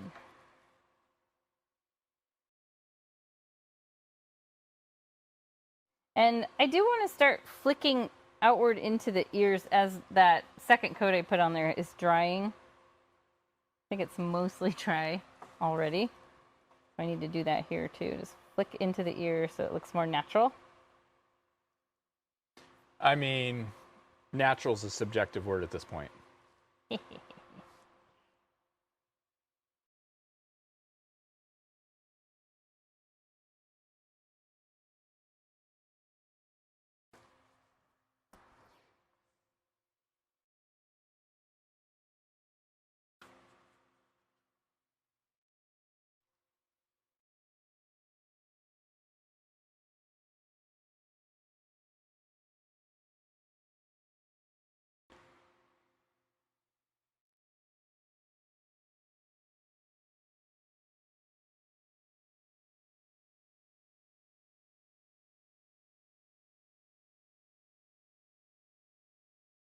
I just hope my microphone is not picking up the sound of my stomach growling.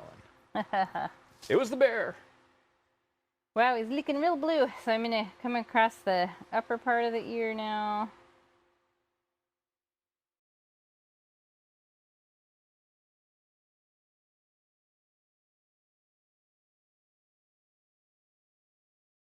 I really like the way it's turning out.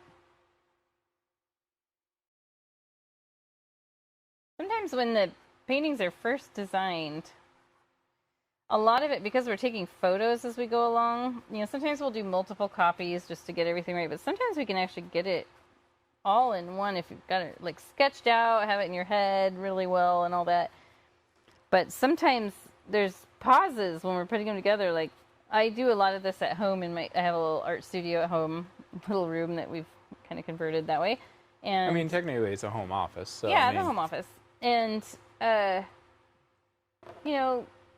my dog will start yelling at me to throw the ball for her, so I'll have to come back and work on the painting. I know with this one, I fully remember starting it and realizing I hadn't eaten breakfast and it was like 11 and I was starving. So I was like, I can't paint this on such an empty stomach. So I paused and went and made some food and then came back to it, and I had to like refresh my palette because so much of the paint had dried. But I had already done like the background and stuff. Sometimes it's just the way it goes. And now I want to add some hints of this color into the shoulders. As much or as little as you want.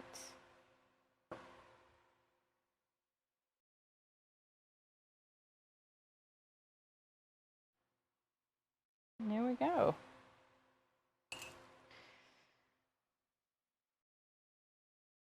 So a lot of the lines work is still showing. So I might take a bit of my turquoise that I had a little white mixed in, the more opaque one, and just brush some random streaks around here so they don't look like they're out of place, but I can start covering up some of those lines. Look at that. That worked pretty good. Pretty good.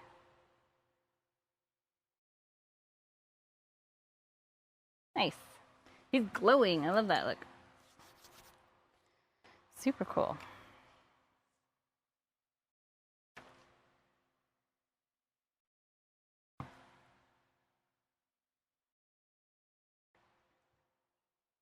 Okay. Let's get a pupil going on in the eye. So you can use the dark phthalo blue, or another really good color would be this dark teal that we filled these parts and the ears in with. I'm going to try that. I might add a little more blue to it. Mine's pretty dried out, so I'm going to add just a touch of water. And then in the middle of the eye, kind of maybe more upper middle, just dab out a circle. Now you don't have to do a perfectly crisp circle. Just sort of dab one out.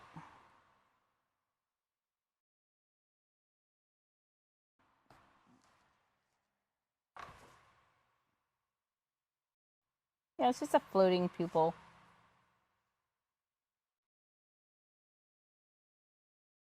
We do some highlighting over the top of this. It makes it really fit in so he doesn't look like he has such pinpointed eyes. But for now, he's just gonna look a little funny.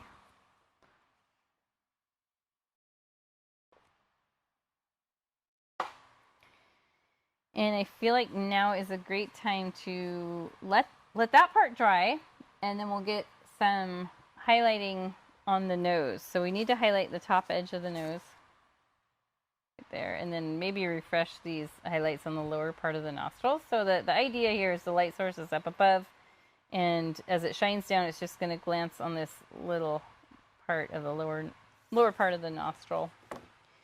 We're going to make this look more like the other one. And what did I use here? Okay, so we have our color that we made for the nose base, which is phthalo blue, turquoise, and a tiny bit of white. You might still have a little bit of that left. If not, make it real quick.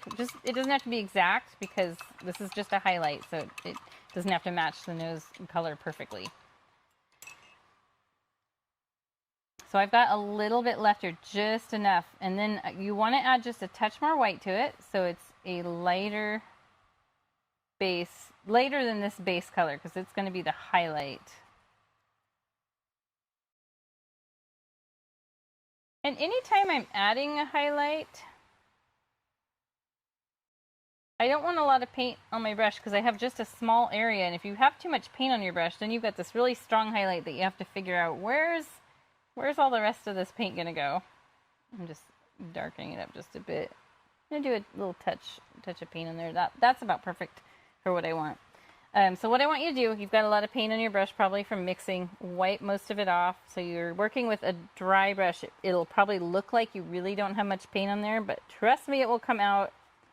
And let's highlight this top upper left edge of the nose, and we're just building it. So this is really not a super vivid highlight yet, but I could add just a little more white to that. My white is, the top of it's dry. So I'll just add a little tiny bit more white. Wipe the brush off and just sort of dry brush it in there.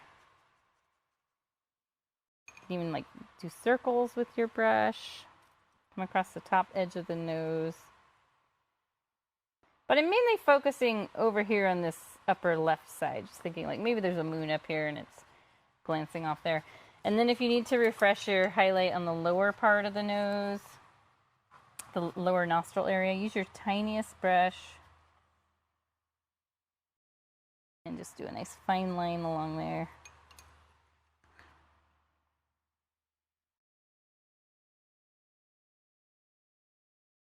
There we go. That looks pretty good. Another like extra credit thing you can do here is, so we have highlight on the nose, we have our base color, and we have highlights.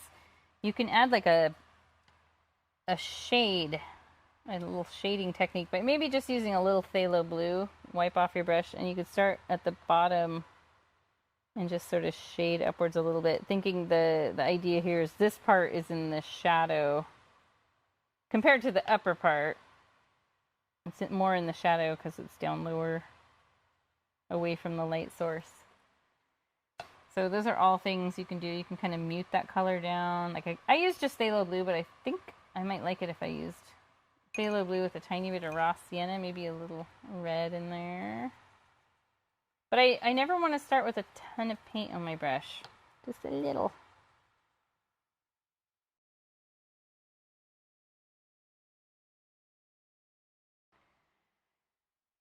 And I could keep working on that and build it so it's darker and darker. But we're going to move along. I think our eyes are probably ready to highlight now. And that is what we're doing in step 7. We're doing highlights on the eyes and the nose. So let's see here. Oh yeah, I did mention doing the more shading. I wondered if I had.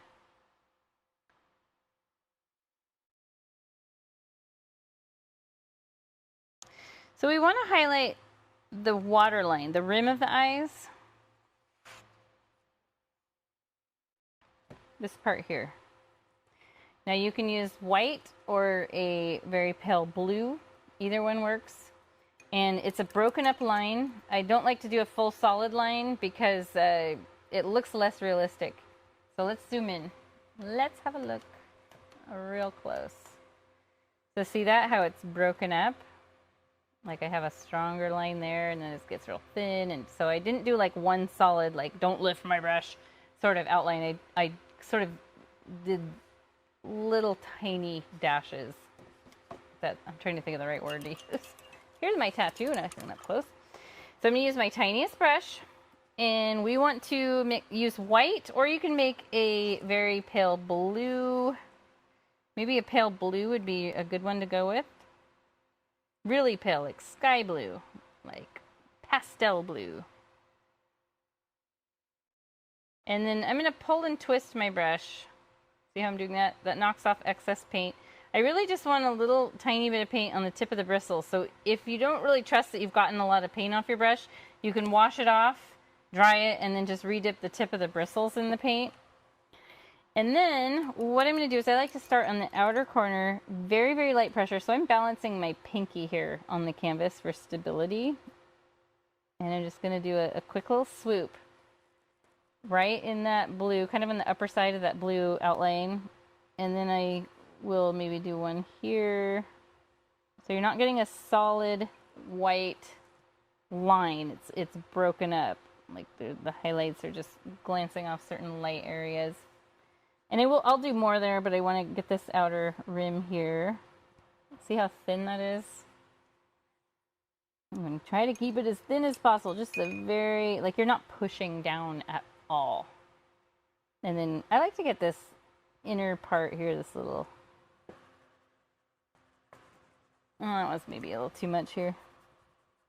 Just wipe a lot of that off. If you need to add more anywhere, you can do that.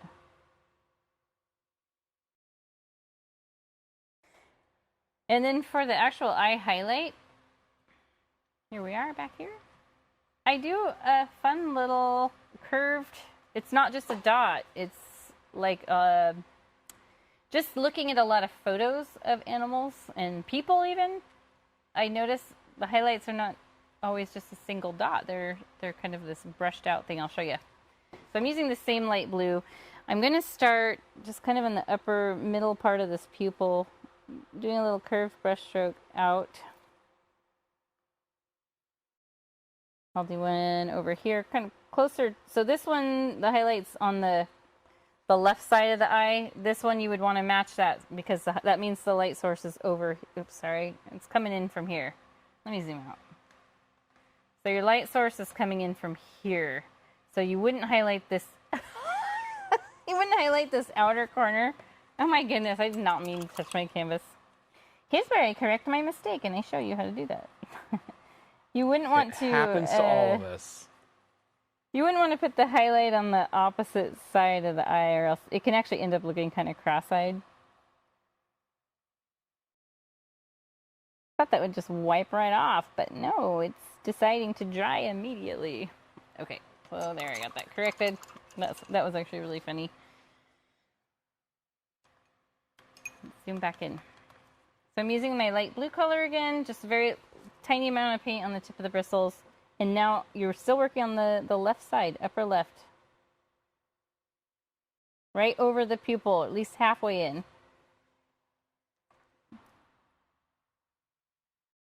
And then what I'm going to do is I'm going to wash my brush, dry it off, dip it in the white, just the tip of the bristles. So you pick up just a tiny speck of white like that.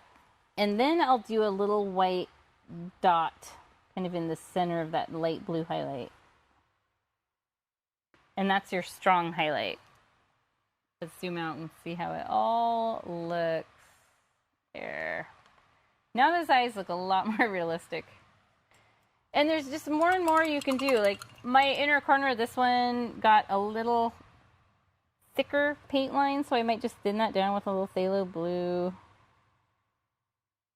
It's always a thing you can just go back and forth on, but now the eyes are really what pops on this painting. That's one of the things I really love is how the eyes pop. And now we've got the hard parts out of the way, and we're going to finish this guy up by adding lots of color. As much as you want or as little as you want. Take a breath. We just did that nice hard work. Take a breath. Take a sip of something. Water, soda, wine, whatever you got there, whatever you're sipping on. Coffee. Those people on the East Coast might be sipping coffee. Yeah, it's kind of late there. We're almost done though, I promise. So now we're going to add any colors we want to do. You can use plain phthalo red. You can mix white. So that's this one here. You can mix white with it and make a pink. You can highlight and add color to the snout part. Like I added pink along here. My pink that I mix, I like to make kind of it's not a pale like baby pastel pink.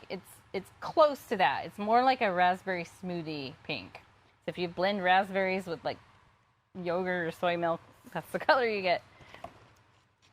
I'm going to start with just phthalo red, though, and I will probably not add as much phthalo red as I did with the turquoise. I really love the way the turquoise pops. We're just adding this as a little touch of color. Make sure you're following the growth pattern of the fur, and make sure you're going along the ears and getting just a little up in there. I'm not pushing very hard. So much of the hard work is out of the way now, so everything that you add is just a bonus.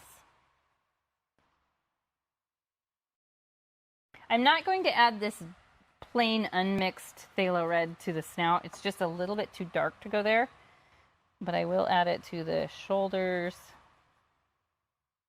and the face.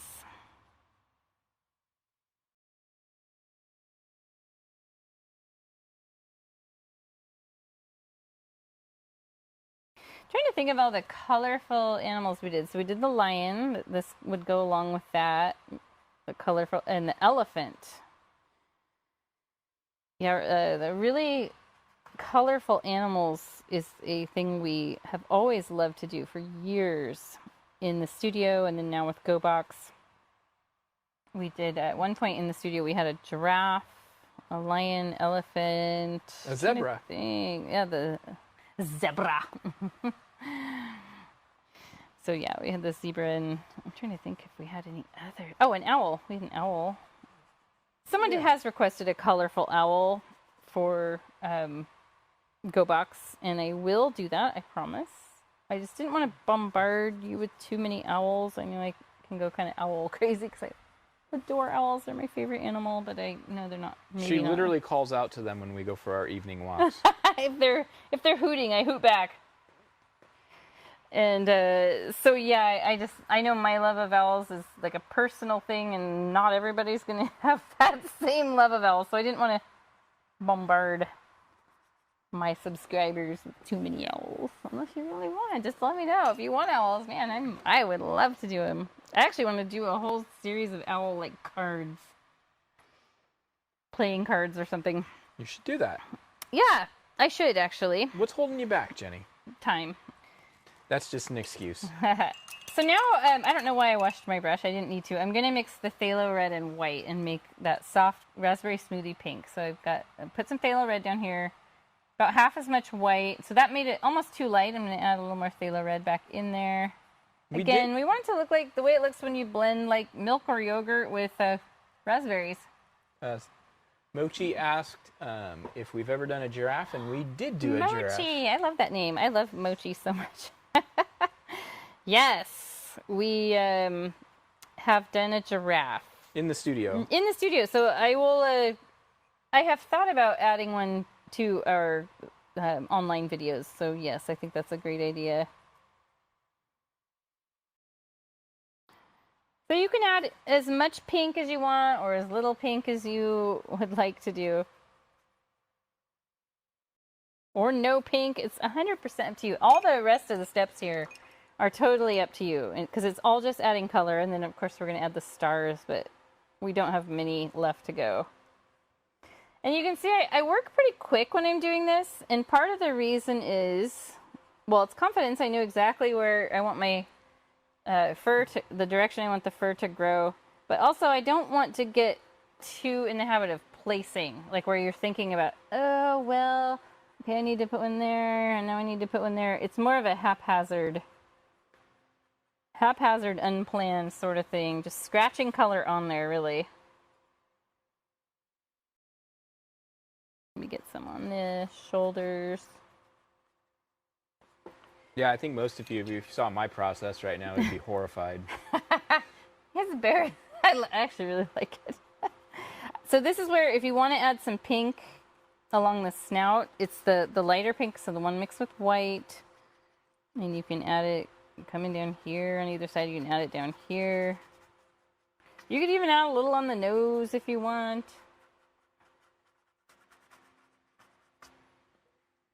And I want to come under the eyes, this little shaded part. And earlier I know we did this with the turquoise. I want to do that with this too, where I'm just using the thin edge of the brush, always. when I paint fur, I use that thin edge of this flat brush. Well, now you tell me. Some people like to use a round brush. I've just gotten really familiar with using a flat brush for this sort of thing, so I always use it when I'm painting a pet or animal. So now I can see there's a little unevenness. I'll just try to even that out by bringing this up a bit. And now... You know why? You know, I was just thinking about the reason we've always used flat brushes. Yeah. Our old purchasing clerk, it was hard to get her to remember to order anything different. Well, a lot of times it's like finding the right size and that kind of thing. Yeah, but you know what I mean? It was like... We just, you know, we had our set things. We had our set things we had to do. Okay, so step 9 actually explains it exactly what I want to say. The final steps bring the bear together, and we're going to lighten the overall fur to really make it pop. You can see the difference. So this one has a lot of that blondish colored fur compared to this one. Now, if you like the look of this one better, I would just not add any more to it. If you want to lighten up your bear, though, I was looking at a photo where the bear had very, very blonde hair, very highlighted by the sun. It was a very heavy, round bear, so it was super healthy, probably in the middle of summer. And so I kind of wanted to go for that look. So what I want to do, if you want to do that along with me, we need to make this color right here, and that was raw sienna and white. If you want a warmer color, so more yellow, you just add more of the raw sienna. I actually have a little bit of this left over. My palette's looking fantastic. Just pull those together, just make blonde. Looking for blondish wheat, light wheat color. Now from mixing the colors together, especially as your paint has dried and it's gotten a little thicker, you end up with a giant glob on your brush. So see, let's have a look at my brush. See that big glob that's on there, and it makes the brush a little misshapen, and we want a nice crisp edge. And so what I'll do to preserve the paint, I'll just wipe it off on here, and then I might just wipe it off on my towel too, and then just re-dip the tip of the bristles in there. Using the thin edge of the brush. Now maybe this seems a little too white. I'm going to add more yellow, more of the raw sienna back in there. A little bit of a guessing game at first. I could have it really light like that, but I'm going to go with this a little bit golder color. Let's wipe that excess paint off. Even a little more.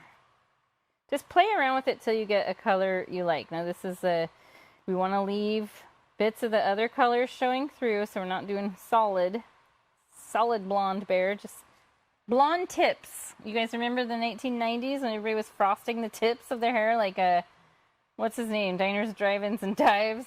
He still does, Guy Fieri. Guy Fieri, he has the tips of he's got such a early 2000s look. It's his thing though. I love it. And so yeah, we're just frosting the tips of our bear's hair. You know how big of a story that would be if he ever didn't? That would be wild. So following the growth pattern of the fur from the nose snout, we're going up and out on each side. And make sure you bring this into the ears and into the inner ear part here. And let's look at the difference. So this one to me has a lot more depth, because a lot of this color, although it's lots of different colors like the pink and the turquoise and stuff, you don't really get a ton of depth. This definitely looks like you've got highlights and lowlights in there, and that's what will make it look a little more, well, I want to say realistic, but also not, because it is multicolored, but in some ways realistic. And if you want to bring some of this into this little upside down teardrop shaded area, it looks really nice to do that. You can see that on the original there.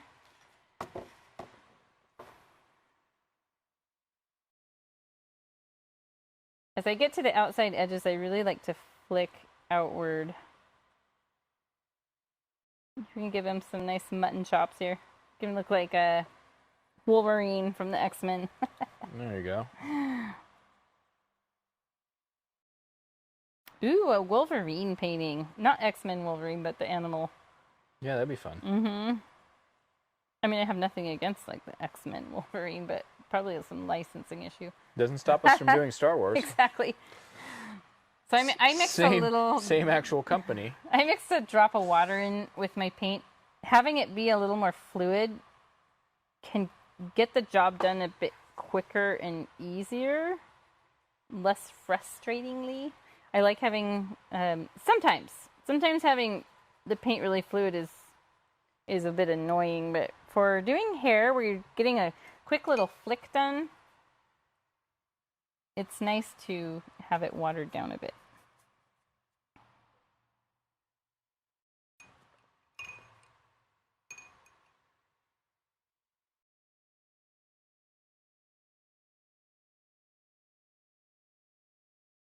So I got this whole right half done. You can decide, just have a look at it, and if there's any spots that you want to add more of this color to, like maybe you have too much of this pink and you want to mute it down a little, just add some more. Or maybe you lost some of your pink and you want to go back and add some more pink. You can do that. You can also add, just along the top edges of the shoulders, a little pop of this lighter color. Our sun-bleached bear. A lot of you guys might know that there actually is a polar bear, grizzly bear crossover mutant. It's called a Pizzly bear. Okay, yeah, hybrid is probably the better word. It's called a Pizzly bear. They're this color. They're blonde. Yeah, they're really, really pale blonde. My gosh, they are like the cutest thing ever, but I don't know what their temperament is. Hungry. Temperament is hungry. I mean, it's two very angry kinds of bears, so... I don't know that they're angry. What? I don't think that bears... Grizzlies and polar bears? Well, they might not be angry, but they do defend their young, but I would say more like they're hungry. I mean, polar bears kind of consider humans food. Yeah, just that. We just recently got back into watching the show Alone, which is fun. It's like, I don't know, I guess we live vicariously through them. Like, would we be able to do that? Would we be able to live on an island for days and days and try to find your own food? And so many of them lose so much weight. Ugh, scary, because they just can't find stuff to eat. And then, what channel is that on? Is it Hulu? Or where do we have it? Well, we watch it on Hulu, but I think it's on TLC. Okay. Or it's either TLC or History. Yeah. But if you have watched it, you can kind of know what I'm talking about. If you haven't watched it, it's really, you get attached to the characters, or you don't like them. And it's the survival aspect is kind of cool to watch. But one of the last seasons, they put people on an island that had grizzlies. It wasn't an island. It was just a... Oh, like a peninsula or something? No, it was just up in the mountains up in British Columbia. Yeah. So there were grizzly bears, and they'd occasionally... Be right in camp? Be right in the camp, or they come in at night looking for food. They actually, for the most part, amazingly left the people alone. Left them alone. I was surprised about that. There was once or twice where one had some young cubs and didn't immediately take off after. I think it was a woman. Didn't immediately take off. You get out in some of those really remote areas, like they're in, and the bears maybe never even seen a human, so they don't even recognize it as being a threat. What that? Then the last season we watched there were polar bears, weren't there? I don't think they ever saw any, but they said there were. There was a area, they were in a region. The one guy who won really wanted to see polar bears. They're up in Labrador, Nova Scotia. So you can leave thin, dark outlines along here to help separate the snout from the rest of the face. If you lost those, because maybe you brought some of your brush strokes in too close, just mix the phthalo blue and phthalo red and make that dark purple that we have here, and just re-outline it real thin. By the way, our son Puck has joined us. Hi! Awesome. At least I assume that's Hope arson. you had fun doing glam. We're going to be done soon so we can actually pick you up and bring you back home. All right. I am done with mine. Okay, well, I'm almost done. My new bear is, I think, a little more pale than this one, a little more blonde. Just a little. So, yeah, I have a little more pink going on with this guy. And all we have to really do now is add stars. We are running long tonight, Jenny. I made a Pizzly bear. Polar bear, grizzly bear. They are very blonde like this one.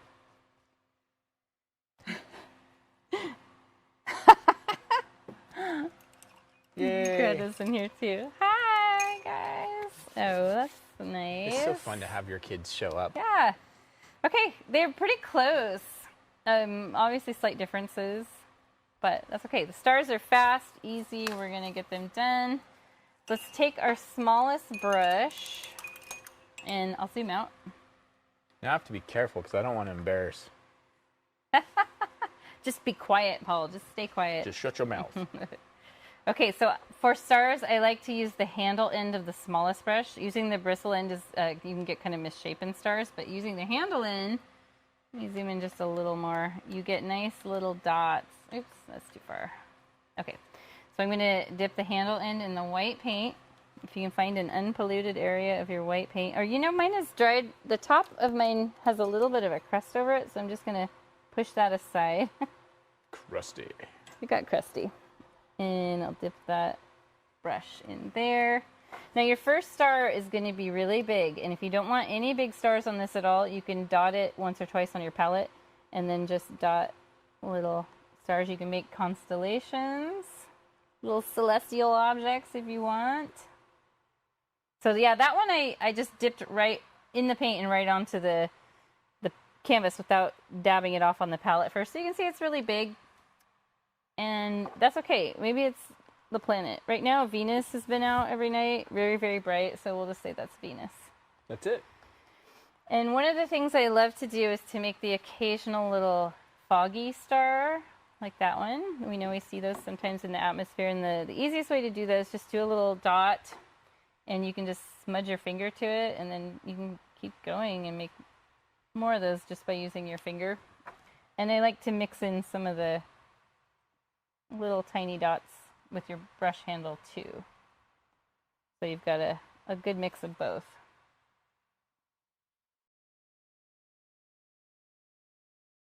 I just upped the glam level of my bear. Yeah, we have to see Paul's bear momentarily. I'm literally almost done.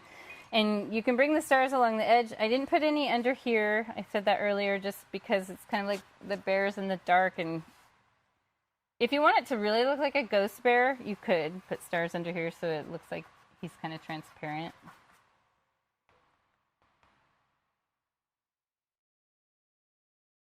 And one of the things that you'll want to do with stars is a lot of times it's super common. Everybody makes a pattern where your stars are all equal distance apart.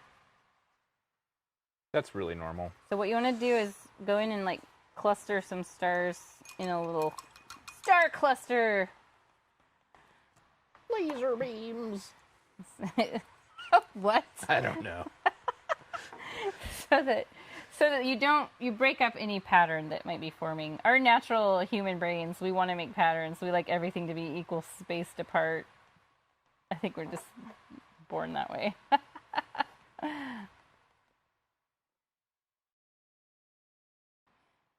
All right. Once you feel like you have enough stars, I mean, this bear's out in the woods, so there's not going to be city light pollution. You can put as many as you like. But once you feel like you have enough of those going on, you can sign your painting. Like down here is the perfect spot. I'll sign mine. I always forget to sign it when I first create the original. So pick a color, any color that you want to use. You'll want to water down your paint for signing. So I just mixed a little white and turquoise, and I added some water because you'll get a lot, well, it'll be easier for you to do letters with watered down paint. So I just do a quick little loop-de-loo is my signature I designed years ago. Okay. And there we go. Roar. Let's have a look at Paul's. Let me put this aside. Paul's bear is the one from the movie that just came out that got like package from the airplane. Oh my god. I love it. It's one He part. looks very nice. It's one part chicky. You know, he didn't get into the cocaine. They got into the green leaf. Notice the pink eyeshadow? Oh yeah. His eyelashes. Glammed Some it up. hippie camper brought in special brownies and the bear got into him in the camp. I'm not here to kill you, bro. So there's some fusion between these two that could be done to like yours just looks like it came out of hibernation. So he's a little I mean, I saw that one the other day, and I was like, I want to do that. So like a fusion between these two would really be good because mine is very crisp and like combed, and he's clean. He's showered. He's like gone to the pet groomer. Mine just wants to go Yours has surfing. been like, yeah, yours is a little more wild. Like it's got some dread. Like, you know what my inspiration was? mats in there. Chicky. Yeah, our dog. Our dog. Pucks is the bear. I scared Puck. Tightens them. It is a little bit scary, but it actually is also kind of nice and smiley. It looks like he'd be like the guide to the afterlife. Yeah, that's what I was going for. That's why it's the cosmic bear. Into the afterlife. So like he's there to kill you and then take you to the afterworld. No. All right, I guess we got to bring it back. We're going to go back to us me and see we're going to see if I can find sign the off right in a panel. minute. Oh, here we are. Thank you guys for joining us for our crazy bears. Crazy bears. They were fun. You know what? I could Actually, when see- you go back at a distance, they look so much different than Hold it over your face. when you go back at a distance. They look so much different.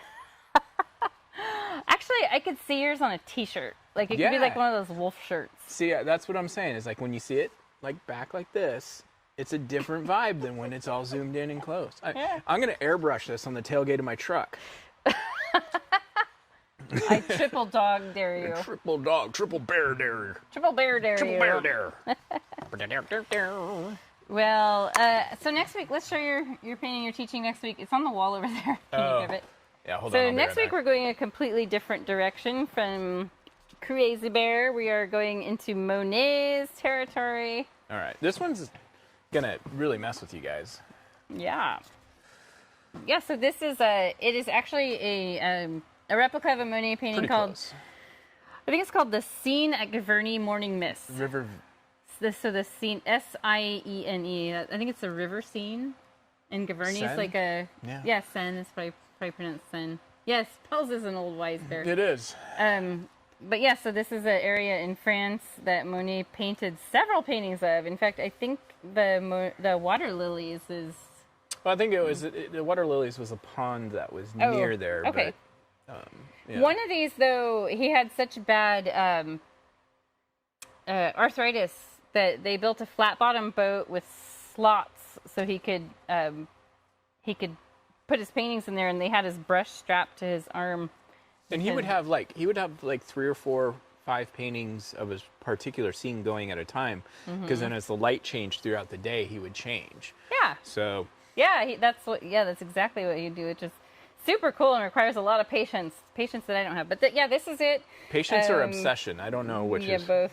Probably both. So we'll be here next Friday at the same time of 5:30 p.m. PST. Yep. And once the live tutorial airs, as you guys know who've been doing it for a while, you can tune in anytime. It'll be up there ready for you to view.